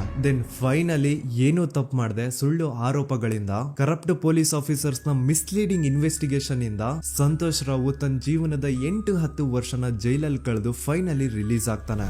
ಒಂಥರ ಈ ಕೇಸಿಂದ ಸಂತೋಷ್ ರಾವ್ನ ಇಡೀ ಲೈಫ್ ಸ್ಪಾಯ್ಲ್ ಆಗೋಯ್ತು. ಈಗ ಸಂತೋಷ್ ರಾವ್ ರಿಯಲ್ ಆರೋಪಿ ಅಲ್ಲ ಅಂತ ಕೋರ್ಟ್ ಅಲ್ಲಿ ಪ್ರೂವ್ ಆಯ್ತು. ಹಾಗಿದ್ರೆ ರಿಯಲ್ ಆರೋಪಿ ಯಾರು? ಪೊಲೀಸ್ ಅವರು ಯಾಕೆ ಕೇಸಲ್ಲಿ ಇಷ್ಟೊಂದು ಅನ್ಫೇರ್ ಇನ್ವೆಸ್ಟಿಗೇಷನ್ ಮಾಡಿದ್ರು? ಯಾರ ರಿಯಲ್ ಹೆಸರನ್ನ ಮುಚ್ಚಿಡ್ಲಿಕ್ಕೆ ಪೊಲೀಸ್ ಆಫೀಸರ್ಸ್ ಈ ಒಂದು ಕೇಸಲ್ಲಿ ಸಂತೋಷ್ ರಾವ್ನ ಸಿಗ್ಹಾಕ್ಸಿದ್ರು? ಇದೆಲ್ಲ ಥಿಂಕ್ ಮಾಡ್ತಾ ಹೋದ್ರೆ ನೋಡಿ ಆ ಊರಲ್ಲಿ ಆ ಪೊಲೀಸ್ ಆಫೀಸರ್ಸ್ಗೆ ಲಂಚ ಕೊಡೋಷ್ಟು, ಒಂದು ಪೊಲೀಸ್ ಇನ್ವೆಸ್ಟಿಗೇಷನ್ ನ ಸ್ಟಾಪ್ ಮಾಡೋಷ್ಟು ಅಥವಾ ಇನ್ವೆಸ್ಟಿಗೇಷನ್ ನ ಮಿಸ್ಲೀಡ್ ಮಾಡೋಷ್ಟು ಇನ್ಫ್ಲೂಯೆನ್ಸ್ ಆಗ್ಲಿ, ಪವರ್ ಆಗ್ಲಿ ಅಥವಾ ಮನಿ ಆಗ್ಲಿ ಊರಿನ ಗೌಡ್ರು ಹತ್ರ ಮಾತ್ರ ಇದ್ದಿದ್ದು. ಸೊ ಈಗ ಸಂಶಯದ ಮುಳ್ಳು ಗೌಡ್ರು ಕಡೆ ತಿರುಗುತ್ತಾ ನೋಡಿ. ಪೊಲೀಸ್ ಅವರು ಸುಮ್ನೆ ಸಂತೋಷ್ ರಾವ್ನ ನಾರಾಯಣ ಹಾಗೂ ಯಮುನಾ ಕೇಸಲ್ಲಿ ಫಿಟ್ ಮಾಡಿದ್ರು. ಈಗ ಆ ಒಂದು ಕೊಲೆ ಪ್ರಕರಣಕ್ಕೂ ಸಂತೋಷ್ ರಾವ್ಗೂ ಏನು ಸಂಬಂಧನೇ ಇರ್ಲಿಲ್ಲ. ಹಂಗೆ ಥಿಂಕ್ ಮಾಡಿ ನಾರಾಯಣ ಸತ್ರೆ ಅಥವಾ ಅವನ ತಂಗಿ ಯಮುನಾ ಸತ್ರೆ ಯಾರಿಗ ಅಡ್ವಾಂಟೇಜ್ ಆಗುತ್ತೆ? ಊರಿನ ಗೌಡ್ರಿಗೆ, ಯಾಕಂದ್ರೆ ಅವ್ರಿಗ ಜಮೀನ್ ಸಿಗುತ್ತಾ. ಸೊ ಈಗ ನಾರಾಯಣ ಹಾಗೂ ಯಮುನಾ ಕೇಸಲ್ಲಿ ಸಂತೋಷ್ ರಾವ್ ಆರೋಪಿ ಅಲ್ಲ ಅಂತ ಪ್ರೂವ್ ಆದ್ಮೇಲೆ ಹಾಗಿದ್ರೆ ಆ ಕೊಲೆ ಮಾಡ್ದವ್ರು ಯಾರು ಅಂತ ಹಾಗೆ ಥಿಂಕ್ ಮಾಡಿದ್ರೆ ಗಿರೀಶ್ ಮುಟ್ಟಣ್ಣನವರಿಗೆ ಆ ಊರಿನ ಗೌಡ್ರ ಮೇಲೆ ಡೌಟ್ ಬರುತ್ತೆ. ಅದೇ ಒಂದು ಡೌಟ್ ಅಲ್ಲಿ ಗಿರೀಶ್ ಮುಟ್ಟಣ್ಣನವರು ಮಹೇಶ್ ತಿಮ್ರೊಡ್ಡಿ ಅಂತ ಇನ್ನೊಬ್ರ ಜೊತೆ ಸೇರ್ಕೊಂಡು ಈ ಹಿಂದೆ ಆ ಒಂದು ಊರಲ್ಲಿ ಆ ಧರ್ಮಸ್ಥಳದಲ್ಲಿ ಈ ಊರಿನ ಗೌಡ್ರು ಯಾವ್ದಾವ್ದೆಲ್ಲ ಕ್ರೈಮ್ಗಳು ಮಾಡಿದಾರೆ ಅಂತ ಊರಿನ ಜನರಿಂದ ತಿಳ್ಕೊತಾರ. ನಂತರ ಆ ಊರಿನ ಜನ ಯಾವ್ದಾವ್ದೆಲ್ಲ ಮ್ಯಾಟರ್ಸ್ ಹೇಳಿದ್ರು ಆ ಕೇಸ್ ಫೈಲ್ಸ್ ನೆಲ್ಲ ತಿರುಗಿಸಿ ಮುರುಗಿಸಿ ನೋಡಿದಾಗ ನೀವು ನಂಬಲ್ಲ, ಸೌಜನ್ಯ ಕೇಸ್ ಏನೇನು ಅಲ್ಲ, ಅದಕ್ಕಿಂತ ಭೀಕರ ಕೊಲೆಗಳು ಧರ್ಮಸ್ಥಳದಲ್ಲಿ ಆಗಿವೆ ಅಂಡ್ ಎಲ್ಲಾ ಕೊಲೆಗಳ ಹಿಂದೆ ಗೌಡ್ರು ಕುಟುಂಬದ್ದೇ ಕೈ ಇದೆ ಅಂತ ಎದ್ದು ಕಾಣಿಸುತ್ತೆ. 1977 ವೇದಾವಲ್ಲಿ ಕೇಸ್. ಅಂಡ್ ಈ ಒಂದು ಪ್ರೈವೇಟ್ ಸ್ಕೂಲು ಬೇರೆ ಯಾರ್ದು ಅಲ್ಲ, ಆ ಗೌಡ್ರು ಕುಟುಂಬದ. ಈ ಸ್ಕೂಲ್ ಅಲ್ಲಿ 1977 ಅಲ್ಲಿ ವೇದಾವಲ್ಲಿ ಅಂತ ಒಬ್ರು ಟೀಚರ್ ವರ್ಕ್ ಮಾಡ್ತಿರ್ತಾರ. ವೇದಾವಲ್ಲಿ ಆ ಟೀಚರ್ ಜಾಬ್ಗೆ ತುಂಬಾನೇ ಓವರ್ ಕ್ವಾಲಿಫೈಡ್. ಅವರ ಕ್ವಾಲಿಫಿಕೇಶನ್ಸ್ ನ ಗಮನದಲ್ಲಿ ಇಟ್ಕೊಂಡ್ರೆ ಅವ್ರಿಗೆ HM ಅಥವಾ ಪ್ರಿನ್ಸಿಪಲ್ ನ ಪೋಸ್ಟ್ ಸಿಗ್ಬೇಕು. ಆದ್ರೂ ಸಹ ವೇದಾವಲ್ಲಿ ಆಸ್ ಎ ಟೀಚರ್ ಆಗಿನೇ ಕೆಲಸ ಮಾಡ್ಕೊಂಡು ಹೋಗ್ತಿರ್ತಾರ. ಒಮ್ಮೆ ಏನಾಗುತ್ತೆ, ಸ್ಕೂಲ್ ಅಲ್ಲಿ ಪ್ರಿನ್ಸಿಪಲ್ ನ ಪೋಸ್ಟ್ ಖಾಲಿ ಆಗುತ್ತೆ ಅಂಡ್ ಆ ಒಂದು ಪೋಸ್ಟ್ ಗೆ ಎಲ್ರು ಏನ್ ಅನ್ಕೊಳ್ತಾರೆ, ವೇದಾವಲ್ಲಿನೇ ಸೆಲೆಕ್ಟ್ ಮಾಡೋದು ಅಂತ. ಆದ್ರೆ ವೇದಾವಲ್ಲಿಯ ಕ್ಯಾಸ್ಟ್ ಬೇರೆ ಇದೆ ಅನ್ನೋ ಒಂದೇ ಒಂದು ಕಾರಣಕ್ಕೆ ಆ ಪ್ರಿನ್ಸಿಪಲ್ ನ ಪೋಸ್ಟ್ ವೇದಾವಲ್ಲಿಗೆ ಸಿಗದೆ ಬೇರೆ ಯಾರನ್ನೋ ತಂದು ಕೂರಿಸ್ಬಿಟ್ಟಿರ್ತಾರ. ಇದರಿಂದ ಟೀಚರ್ ವೇದಾವಲ್ಲಿಗೆ ತುಂಬಾ ಕೋಪ ಬಂದು ಅವ್ರ ಸ್ಕೂಲ್ ಮುಂದೆ ಪ್ರೊಟೆಸ್ಟ್ ಮಾಡೋದ್ ಸ್ಟಾರ್ಟ್ ಮಾಡ್ತಾರ. ಅಂಡ್ ಈ ವಿಷಯ ಸ್ಕೂಲ್ ನ ಓನರ್ಸ್ ಗೆ ಇಷ್ಟ ಆಗಲ್ಲ. ಸೊ ಅವರು ಆ ಕೋಪನ ಹಾಗೆ ಮನ್ಸಲ್ಲಿ ಇಟ್ಕೊಂಡಿರ್ತಾರ. ಒಮ್ಮೆ ಏನಾಗುತ್ತೆ, ಸ್ಕೂಲ್ ರಜೆ ಇರುತ್ತೆ, ವೇದಾವಲ್ಲಿ ಮನೇಲಿ ಇರ್ತಾರ ಅಂಡ್ ಅವ್ರ ಹಸ್ಬೆಂಡ್ ಡಾಕ್ಟರ್ ಅರಳೆ ಅವ್ರಿಗೆ ಯಾವ್ದೋ ಬೇರೆ ಊರಲ್ಲಿ ಒಂದು ಕಾಲೇಜ್ ಅಲ್ಲಿ ಸೆಮಿನಾರ್ ಏನೋ ಇರುತ್ತೆ. ಸೊ ಅವರು ಅಲ್ಲಿಗೆ ಹೋಗಿರ್ತಾರೆ. ಈಗ ಮನೇಲಿ ಇರೋದು ವೇದಾವಲ್ಲಿ ಒಂದೇ. ಇದೇ ಒಂದು ಅವಕಾಶನ ನೋಡ್ಕೊಂಡು ಯಾರೋ ವೇದಾವಲ್ಲಿ ಅವ್ರ ಮನೆಗೆ ನುಗ್ಗಿ ವೇದಾವಲ್ಲಿಗೆ ಹೊಡೆದು ನಂತರ ಅವ್ರನ್ನ ಜೀವಂತವಾಗಿ ಸುಟ್ಬಿಡ್ತಾರ. ಸ್ವಲ್ಪ ಹೊತ್ತು ನಂತರ ರಾತ್ರಿ ಆಗ್ತಿದ್ದಂಗೆ ಡಾಕ್ಟರ್ ಅರಳೆ ಅವರು ಮನೆಗೆ ವಾಪಸ್ ಬರ್ತಾರೆ ಅಂಡ್ ಮನೆ ಒಳಗಡೆ ಬಂದ್ ನೋಡಿದ್ರೆ ವೇದಾವಲ್ಲಿ ಅವರು ಸತ್ ಹೋಗಿ ಅವರ ಬಾಡಿ ಸುಟ್ ಹೋಗಿ ನೆಲದ ಮೇಲೆ ಬಿದ್ದಿದೆ. ಹೆಂಡತಿನ ಕಳ್ಕೊಂಡಿರುವಂತಹ ದುಃಖನ ಸೈಡ್ಗೆ ಇಟ್ಟು ಡಾಕ್ಟರ್ ಅರಳೆ ಅವರು ಮೊದ್ಲು ಪೊಲೀಸ್ ಸ್ಟೇಷನ್ ಹೋಗ್ಬಿಟ್ಟು ನಮ್ ಮನೆಗೆ ನಾನು ಇಲ್ದೇ ಇರುವಂತಹ ಸಮಯನ ನೋಡ್ಕೊಂಡು ಯಾರೋ ಮನೆ ಒಳಗಡೆ ನುಗ್ಗಿ ನನ್ನ ಹೆಂಡತಿನ ಹೊಡೆದು ನಂತರ ಅವಳನ್ನ ತುಂಬಾ ಭೀಕರವಾಗಿ ಸಾಯಿಸಿದರೆ ಅಂತ ಪೊಲೀಸ್ ಅವ್ರಿಗೆ ರಿಪೋರ್ಟ್ ಕೊಡಕ್ ಹೋದ್ರೆ ಅಲ್ಲಿ ಪೊಲೀಸ್ ಅವರು ಉಲ್ಟಾ ಡಾಕ್ಟರ್ ಅರಳೆ ಮೇಲೆನೆ FIR ಬರ್ದು ನೀನೇ ನಿನ್ ಹೆಂಡತಿನ ಸಾಯಿಸಿದ್ಯಾ, ನಾಟಕ ಮಾಡಬೇಡ ಅಂತ ಅವ್ರನ್ನೇ ಅರೆಸ್ಟ್ ಮಾಡ್ಬಿಡ್ತಾರ. ನಂತರ 2-3 ವರ್ಷ ಜೈಲಲ್ಲೇ ಇದ್ದು ಡಾಕ್ಟರ್ ಅರಳೆ ಅವರು ತಮ್ಮ ಫ್ರೆಂಡ್ಸ್ ಅಂಡ್ ಫ್ಯಾಮಿಲಿ ಮೂಲಕ ಎವಿಡೆನ್ಸ್ ನೆಲ್ಲ ಕಲೆಕ್ಟ್ ಮಾಡಿಸಿ ತಾನ ಕೊಲೆನ ಮಾಡಿಲ್ಲ, ತಾನ್ ತನ್ನ ಹೆಂಡತಿನ ಸಾಯಿಸಿಲ್ಲ ಅಂತ ಕೋರ್ಟ್ ಅಲ್ಲಿ ಪ್ರೂವ್ ಮಾಡ್ಕೊಂಡು ಜೈಲಿಂದ ರಿಲೀಸ್ ಆಗ್ತಾರ. ಸೊ ಈಗ ಡಾಕ್ಟರ್ ಅರಳೆ ಅವರು ಈ ಒಂದು ಕ್ರೈಮ್ ನ ಮಾಡಿಲ್ಲ ಅಂತಂದ್ರೆ ವೇದಾವಲ್ಲಿನ ಅಷ್ಟು ಭೀಕರವಾಗಿ ಸಾಯಿಸಿದವ್ರು ಯಾರು, ಈ ವಿಷಯ ಇವತ್ತಿನವರೆಗೂ ಗೊತ್ತಾಗಿಲ್ಲ. 1986 ಅಲ್ಲಿ ನಡೆದಂತಹ ಪದ್ಮಲತಾ ಕೇಸ್. ಪದ್ಮಲತಾ ಅವ್ರ ತಂದೆ ಕಮ್ಯುನಿಸ್ಟ್ ಪಾರ್ಟಿನ ಲೀಡರ್ ಇರ್ತಾರೆ. ಅವ್ರ ರಿಯಲ್ ನೇಮ್ ಏನು ಅಂತ ನಮಗ್ ಗೊತ್ತಾಗಿಲ್ಲ, ಬಟ್ ಈ ವಿಡಿಯೋದಲ್ಲಿ ಅವ್ರ ಹೆಸರು ಲಕ್ಷ್ಮಣ್ ಅಂತ ಅನ್ಕೊಳ್ಳಿ. ಸೊ ಕಮ್ಯುನಿಸ್ಟ್ ಪಾರ್ಟಿನ ಲೀಡರ್ ಇರುವಂತಹ ಲಕ್ಷ್ಮಣ್ ಅವ್ರಿಗೆ ಊರಲ್ಲಿ ತುಂಬಾನೇ ಸಪೋರ್ಟ್ ಇರುತ್ತೆ, ಊರಿನ ಜನರ ಫೇವ್ರೇಟ್ ಇರ್ತಾರೆ ಇವರು. ಅಂಡ್ ಅದೇ ವರ್ಷ ಅಂದ್ರೆ 1986 ಅಲ್ಲಿ ಪಂಚಾಯತ್ ಎಲೆಕ್ಷನ್ ಬೇರೆ ಇರುತ್ತೆ ಅಂಡ್ ಎಲ್ರಿಗೂ ಗೊತ್ತಿತ್ತು ಲಕ್ಷ್ಮಣೆ ಗೆಲ್ಲೋದು ಅಂತ. ಆ ಪಂಚಾಯತ್ ಎಲೆಕ್ಷನ್ ಅಲ್ಲಿ ಲಕ್ಷ್ಮಣ್ನ ಆಪೋಸಿಟ್ ಗೌಡ್ರಿಗೆ ತುಂಬಾ ಬೇಕಾಗಿರೋರು ಒಬ್ರು ನಿಂತಿರ್ತಾರ ಅಂಡ್ ಅವ್ರಿಗೂ ಗೊತ್ತಿತ್ತು ಎಲೆಕ್ಷನ್ ಏನಾದ್ರು ಆದ್ರೆ ಲಕ್ಷ್ಮಣ ಎಲೆಕ್ಷನ್ ಅಲ್ಲಿ ಗೆಲ್ಲೋದು ಅಂತ. ಸೊ ಎಲ್ಲಿ ಸೋತೋಗ್ಬಿಡ್ತೀವೋ ಅನ್ನೋ ಭಯಕ್ಕೆ ಆ ಗೌಡ್ರು ಕಡೆ ಅವ್ರು ಏನ್ ಮಾಡ್ತಾರೆ, ಲಕ್ಷ್ಮಣ್ನ ಅಪ್ರೋಚ್ ಮಾಡಿ ಮುಚ್ಕೊಂಡು ಈ ಪಂಚಾಯತ್ ಎಲೆಕ್ಷನ್ ಅಲ್ಲಿ ನಿನ್ ನಾಮಿನೇಷನ್ ನ ಕ್ಯಾನ್ಸಲ್ ಮಾಡು ಅಂತ ವಾರ್ನಿಂಗ್ ಕೊಡ್ತಾರ. ಆದ್ರೆ ಲಕ್ಷ್ಮಣ್ ಅವರು ಅಂಜದೆ ನೀವ್ ಏನ್ ಮಾಡ್ತಿರೋ ಮಾಡ್ಕೊಳ್ರಿ, ಆದ್ರೆ ನಾನ್ ಮಾತ್ರ ನಾಮಿನೇಷನ್ ನ ಕ್ಯಾನ್ಸಲ್ ಮಾಡಲ್ಲ ಅಂತ ಆ ಗೌಡ್ರು ಕುಟುಂಬನ ಎದುರು ಹಾಕೋತಾರ. ದೆನ್ ಎಂತ ಕೋಇನ್ಸಿಡೆನ್ಸ್ ನೋಡಿ, ನೆಕ್ಸ್ಟ್ ಡೇನೆ ಲಕ್ಷ್ಮಣ್ ಅವ್ರ ಮಗಳು ಪದ್ಮಲತಾ ಕಿಡ್ನಾಪ್ ಆಗ್ತಾಳ. ಸುಮಾರು 56 ದಿನ ಅವಳನ್ನ ಯಾರೋ ಕಿಡ್ನಾಪ್ ಮಾಡ್ತಾರೆ ಅಂಡ್ ಆ 56 ದಿನ ಡೈಲಿ ಅವಳನ್ನ ಶೋಷಣೆ ಕೂಡ ಮಾಡ್ತಾರ. ನಂತರ 56 ದಿನ ಆದ್ಮೇಲೆ ಪದ್ಮಲತನ ಬಾಡಿ ನೇತ್ರಾವತಿ ನದಿಲಿ ತೇಲ್ತಾ ಸಿಗುತ್ತಾ. ಆಸ್ ಎಕ್ಸ್ಪೆಕ್ಟೆಡ್ ಈ ಕೇಸಲ್ಲೂ ಪೊಲೀಸ್ ಅವ್ರ ಕಡೆಯಿಂದ ಪ್ರಾಪರ್ ಇನ್ವೆಸ್ಟಿಗೇಷನ್ ಆಗಲ್ಲ ಅಂಡ್ ಯಾರ್ ಪದ್ಮಲತನ ಕಿಡ್ನಾಪ್ ಮಾಡಿದ್ರು, ಯಾರು ಅವಳನ್ನ 15 ದಿನವರೆಗೂ ಶೋಷಣೆ ಮಾಡಿ ನಂತರ ಅವಳನ್ನ ಅಷ್ಟು ಭೀಕರವಾಗಿ ಸಾಯಿಸಿದ್ರು ಅಂತ ಇವತ್ತಿನ ದಿನದವರೆಗೂ ಗೊತ್ತಾಗಿಲ್ಲ. ಮತ್ತೆ ನಮಗೆ ಗೊತ್ತಾದದು 22ಕ್ಕೆ ಸ್ಕೂಲ್ ಡೇ 56 ದಿನ ಕಳೆದು ಹೊಳೆಯಲ್ಲಿ ಏನೋ ಒಂದು ಕೇಳಿ ಪೊಲೀಸಿನರು ಬರುವಾಗ ಬಂದು ಹೇಳುವಾಗ ನಮಗೆ ಗೊತ್ತಾದ. ಅವರು ನನ್ನನ್ನು ಕರ್ಕೊಂಡು ಹೋಗಿ ಅಲ್ಲಿ ಹೋಗಿವೆ. ಇನ್ನೊಂದು ಲಾಸ್ಟ್ ಕೇಸ್ ಇದೆ, ಇದು ಅರ್ಲಿ 2000 ಅಲ್ಲಿ ನಡೆದಿರೋದು. ಇವ್ರದ್ದು ಅಷ್ಟಾಗಿ ಡೀಟೇಲ್ಸ್ ನಾನು ಹೇಳಲ್ಲ, ಜಸ್ಟ್ ಮೇಲ್ ಹೇಳ್ತೇನೆ. 2000 ಇಸ್ವಿಯಲ್ಲಿ ಧರ್ಮಸ್ಥಳದಲ್ಲಿ 2 ಫಿನಾನ್ಸ್ ಬ್ಯಾಂಕ್ ಇರ್ತಾವೆ. ಒಂದು ಅಗೇನ್ ರಿಯಲ್ ನೇಮ್ ತಗೊಳ್ಳೋದು ಬೇಡ, ಲೈಕ್ ಜಸ್ಟ್ ಸಹಕಾರ ಗ್ರಾಮೀಣ ಬ್ಯಾಂಕ್ ಅನ್ಕೊಳ್ಳಿ. ಅಂಡ್ ಇನ್ನೊಂದು ಬಂದ್ಬಿಟ್ಟು ಫೈನಾನ್ಸ್ ಪ್ರೈವೇಟ್ ಲಿಮಿಟೆಡ್ ಬಂದು ಗೌಡ್ರು ಕುಟುಂಬ ಅವ್ರಿಗೆ ಸೇರಿದ್ದು. ಆ ಕಡೆ ಇವ್ರ ಆಪೋಸಿಟ್ ಏನದು ಗ್ರಾಮೀಣ ಬ್ಯಾಂಕ್ ಇತ್ತು, ಅದರಲ್ಲಿ ಒಬ್ಬ ಮ್ಯಾನೇಜರು ಬಡವ್ರಿಗೆ ಸಹಾಯ ಆಗ್ಲಿ ರೈತರಿಗೆ ಸಹಾಯ ಆಗ್ಲಿ ಅಂತ ತುಂಬಾ ಕಡಿಮೆ ಬಡ್ಡಿಗೆ ಲೋನ್ ಕೊಡ್ತಿರ್ತಾನೆ. ಇದ್ರಿಂದಾಗಿ ಧರ್ಮಸ್ಥಳದಲ್ಲಿ ಆಲ್ಮೋಸ್ಟ್ ಎಲ್ಲಾ ಕಸ್ಟಮರ್ಸ್ ಆ ಗ್ರಾಮೀಣ ಬ್ಯಾಂಕ್ ಕಡೆಗೆ ಹೋಗ್ತಿರ್ತಾರ, ಪ್ರೈವೇಟ್ ಲಿಮಿಟೆಡ್ ಕಡೆಗೆ ಯಾರು ಬರ್ತಿರಲ್ಲ. ಇದ್ರಿಂದ ಗೌಡ್ರಿಗೆ ಲಾಸ್ ಆಗ್ತಿರುತ್ತ. ಸೊ ಅವ್ರೇನ್ ಮಾಡ್ತಾರೆ, ಆ ಗ್ರಾಮೀಣ ಬ್ಯಾಂಕ್ ನ ಮ್ಯಾನೇಜರ್ ಏನಿದ್ನೋ ಅವನ್ಗೆ ಒಂದು ಸ್ವೀಟ್ ವಾರ್ನಿಂಗ್ ಕೊಡ್ತಾರ. ಮುಚ್ಕೊಂಡು ಇನ್ಮೇಲೆ ಇಂದ ನಿನ್ ಲೋನ್ಸ್ ಕೊಡೋದನ್ನ ನಿಲ್ಸ್ಬಿಡು. ಇನ್ ಕೇಸ್ ಲೋನ್ ಕೊಟ್ರು ನಾವ್ ಯಾವ ಇಂಟ್ರೆಸ್ಟ್ ರೇಟ್ ಗೆ ಲೋನ್ ನ ಕೊಡ್ತಾ ಇದೀವೋ ಅದೇ ರೇಟ್ ಗೆ ನೀನು ಕೊಡುವ ಅಂತ ಫೋರ್ಸ್ ಮಾಡ್ತಾರ. ಆದ್ರೆ ಆ ಗ್ರಾಮೀಣ ಬ್ಯಾಂಕ್ ನ ಮ್ಯಾನೇಜರ್ ಇದ್ಯಾವುದನ್ನು ಕಿವಿಗೆ ಹಾಕೊಳ್ಳಾರ್ದೆ ಅವ್ನ್ ಕೆಲಸ ಅವ್ನ್ ಮಾಡ್ಕೊಂಡು ಹೋಗ್ತಾನ. ದೆನ್ ಸಡನ್ಲಿ ಒಂದು ದಿನ ಬ್ಯಾಂಕ್ ಮ್ಯಾನೇಜರ್ ನ ಹೆಂಡತಿನ ಮನೆ ಒಳಗಡೆನೆ ನುಗ್ಗಿ ಯಾರು ಮಾಡಿ ತುಂಬಾ ಭೀಕರವಾಗಿ ಸಾಯಿಸ್ಬಿಡ್ತಾರ. ಇದರ ರಿಗಾರ್ಡಿಂಗ್ ಆ ಬ್ಯಾಂಕ್ ಮ್ಯಾನೇಜರ್ ಪೊಲೀಸ್ ಸ್ಟೇಷನ್ ಅಲ್ಲಿ ಕಂಪ್ಲೇಂಟ್ ಕೊಡಕ್ ಹೋದ್ರೆ ಪೊಲೀಸ್ ಅವರು ಉಲ್ಟಾ ಆ ಬ್ಯಾಂಕ್ ಮ್ಯಾನೇಜರ್ ಹೆಸರಲ್ಲೇ FIR ಬರ್ದು ನೀನೇ ನಿನ್ ಹೆಂಡತಿನ ಸಾಯಿಸಿದ್ಯಾ ಅಂತ ಅವನ್ನೇ ಅರೆಸ್ಟ್ ಮಾಡ್ಬಿಡ್ತಾರ. ನಂತರ 1-2-3 ವರ್ಷ ಆ ಬ್ಯಾಂಕ್ ಮ್ಯಾನೇಜರ್ ಜೈಲಲ್ಲಿ ಇರ್ತಾನೆ. ಅದಾದ್ಮೇಲೆ ಅವನ ಕ್ರೈಮ್ ನ ಮಾಡಿಲ್ಲ ಅಂತ ಕೋರ್ಟ್ ಅಲ್ಲಿ ಪ್ರೂವ್ ಆಗುತ್ತೆ. ಆದ್ರೆ ರಿಯಲ್ ಕ್ರೈಮ್ ಮಾಡಿದವರು ಯಾರು ಅಂತ still it's A question mark. And ಇನ್ನೊಂದು ನಾರಾಯಣ ಅಂಡ್ ಯಮುನಾ ಕೇಸ್ ಬಗ್ಗೆ ಅಂತೂ ನಾನು ಆಗ್ಲೇ ನಿಮ್ಗೆ ಎಕ್ಸ್ಪ್ಲೇನ್ ಮಾಡಿದೆ. ಸೊ ಎಂತಹ ಕೋ ಇನ್ಸಿಡೆಂಟ್ಸ್ ಗಳು ನೋಡಿ, ಯಾರೆಲ್ಲ ಆ ಧರ್ಮಸ್ಥಳದಲ್ಲಿ ಗೌಡ್ರು ಕುಟುಂಬನ ಎದುರಾಕೊಂಡಿದಾರೋ ಅವ್ರ ಜೀವನದಲ್ಲಿ ಏನೋ ಒಂದು ತುಂಬಾ ದೊಡ್ಡ ದುರಂತ ನಡೆದು ಹೋಗುತ್ತಾ. ಅಂಡ್ ಸರ್ಪ್ರೈಸಿಂಗ್ಲಿ ಅವ್ರ ಕೇಸಲ್ಲಿ ಪೊಲೀಸ್ ಅವ್ರ ಕಡೆಯಿಂದ ಪ್ರಾಪರ್ ಇನ್ವೆಸ್ಟಿಗೇಷನ್ ಆಗಲ್ಲ. ಅಂಡ್ ಯಾರ ಕ್ರೈಮ್ ನ ಮಾಡಿದ್ರು ಅಂತ ಯಾವತ್ತೂ ಹೊರಗ್ ಬರೋದೇ ಇಲ್ಲ. ಸೊ ಈ ಗೌಡ್ರು ಕುಟುಂಬದವರು ಧರ್ಮಸ್ಥಳದಲ್ಲಿ ಬೇಜನ್ ಕರ್ಮಕಾಂಡಗಳನ್ನ ಮಾಡಿದ್ದಾರೆ. ಅಂಡ್ ಅವ್ರ ಪವರ್ ಅಂಡ್ ಅವ್ರಿಗಿರುವಂತಹ ಇನ್ಫ್ಲೂಯೆನ್ಸ್ ಇಂದ ಆ ಎಲ್ಲಾ ಕೇಸ್ ನ ಮುಚ್ಚಾಕಿದ್ದಾರೆ ಅಂತ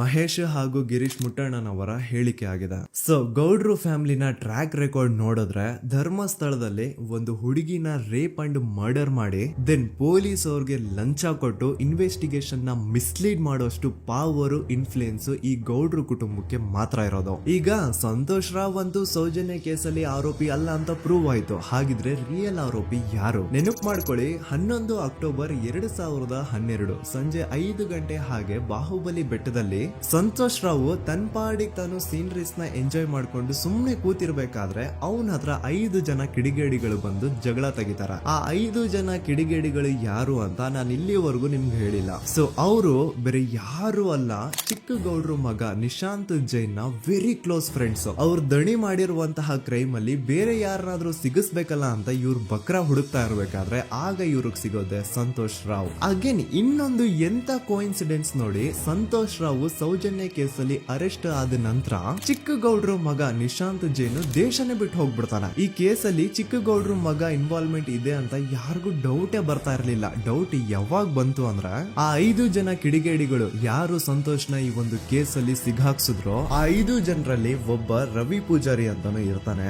ಅವನ್ಗೆ ತಾನು ತಪ್ಪು ಮಾಡಿದೀನಿ ಅಂತ ಗಿಲ್ಟ್ ಕಾಡುತ್ತೋ ಅಥವಾ ಬೇರೆ ಏನೋ ಗೊತ್ತಿಲ್ಲ, ಆದ್ರೆ ಅವನೇ ಸ್ವತಃ ಪೊಲೀಸ್ ಅವ್ರ ಹತ್ರ ಹೋಗ್ಬಿಟ್ಟು ಸೌಜನ್ಯ ಕೇಸಲ್ಲಿ ನಿಜವಾದ ಆರೋಪಿ ಸಂತೋಷ್ ಅಲ್ಲ ಕಂಡ್ರು, ಅವನ್ನ ಸುಮ್ನೆ ಸಿಗಾಕ್ಸಿರೋದಷ್ಟೇ, ನಿಜವಾದ ಆರೋಪಿಗಳು ಚಿಕ್ಕ ಗೌಡ್ರು ಮಗ ನಿಶಾಂತ್ ಜೈನ್ ಅಂಡ್ ಅವನ್ ಫ್ರೆಂಡ್ಸ್ ಸೂರಜ್, ಕಿರಣ್ ಅಂಡ್ ಕಣ್ಮಣಿ ಅಂತ. ಈ ಎಲ್ಲಾ ವಿಷಯನ ರವಿ ಪೂಜಾರಿ ಪೊಲೀಸ್ ಅವ್ರಿಗೆ ತಿಳಿಸ್ತಾನೆ. ಅಗೇನ್ ಎಂತ ಒಂದು ಕೋಇನ್ಸಿಡೆನ್ಸ್ ನೋಡಿ, ಈ ವಿಷಯಗಳನ್ನ ಊರಿನ ಜನರು ಮುಂದೆ ಹೇಳಿದಂತಹ ರವಿ ಪೂಜಾರಿ ಆಕಸ್ಮಿಕವಾಗಿ ಸತ್ತು ಹೋಗ್ಬಿಡ್ತಾನೆ. ಇವನು ಹೇಳಿದ್ದು ನಿಜ ಅಂತ ಜನರಿಗೆ ಯಾವಾಗ ಕನ್ಫರ್ಮ್ ಆಗುತ್ತೆ ಅಂದ್ರೆ ಸೌಜನ್ಯಗೆ ತುಂಬಾ ಹತ್ರವಾದವ್ರು ಒಬ್ರು ಯಶೋಧ ಅನ್ನೋರು ಕೋರ್ಟ್ ಅಲ್ಲಿ ಬಂದ್ಬಿಟ್ಟು ಸೌಜನ್ಯ ಕೊಲೆ ಆಗಿದ್ದ ದಿನ ಆ ಒಂದು ಸ್ಪಾಟ್ ಅಲ್ಲಿ ನಾನು ಈ 3 ಜನರನ್ನ ನೋಡಿದ್ದೆ ಅಂತ ಸಾಕ್ಷಿ ಹೇಳ್ತಾರೆ. ಈಗ ಎಲ್ಲಾ ಡಾಟ್ಸ್ ನ ಕನೆಕ್ಟ್ ಮಾಡ್ತಾ ಹೋದ್ರೆ ಸೌಜನ್ಯ ಕೇಸ್ ಒಂದೇ ಅಲ್ಲ, ನಾರಾಯಣ ಹಾಗೂ ಯಮುನಾ ಕೇಸಲ್ಲೂ, ವೇದವಲ್ಲಿ ಕೇಸಲ್ಲೂ, ಆ ಬ್ಯಾಂಕ್ ಮ್ಯಾನೇಜರ್ ನ ಕೇಸಲ್ಲೂ ಹಾಗೂ ಪದ್ಮಲತಾ ಕೇಸಲ್ಲೂ ಸೀದಾ ಡೈರೆಕ್ಟ್ ಡೌಟ್ ಬರೋದೆ ಊರಿನ ಗೌಡ್ರ ಮೇಲೆ. I really want to appreciate Kudla rampage YouTube channel, third eye YouTube channel,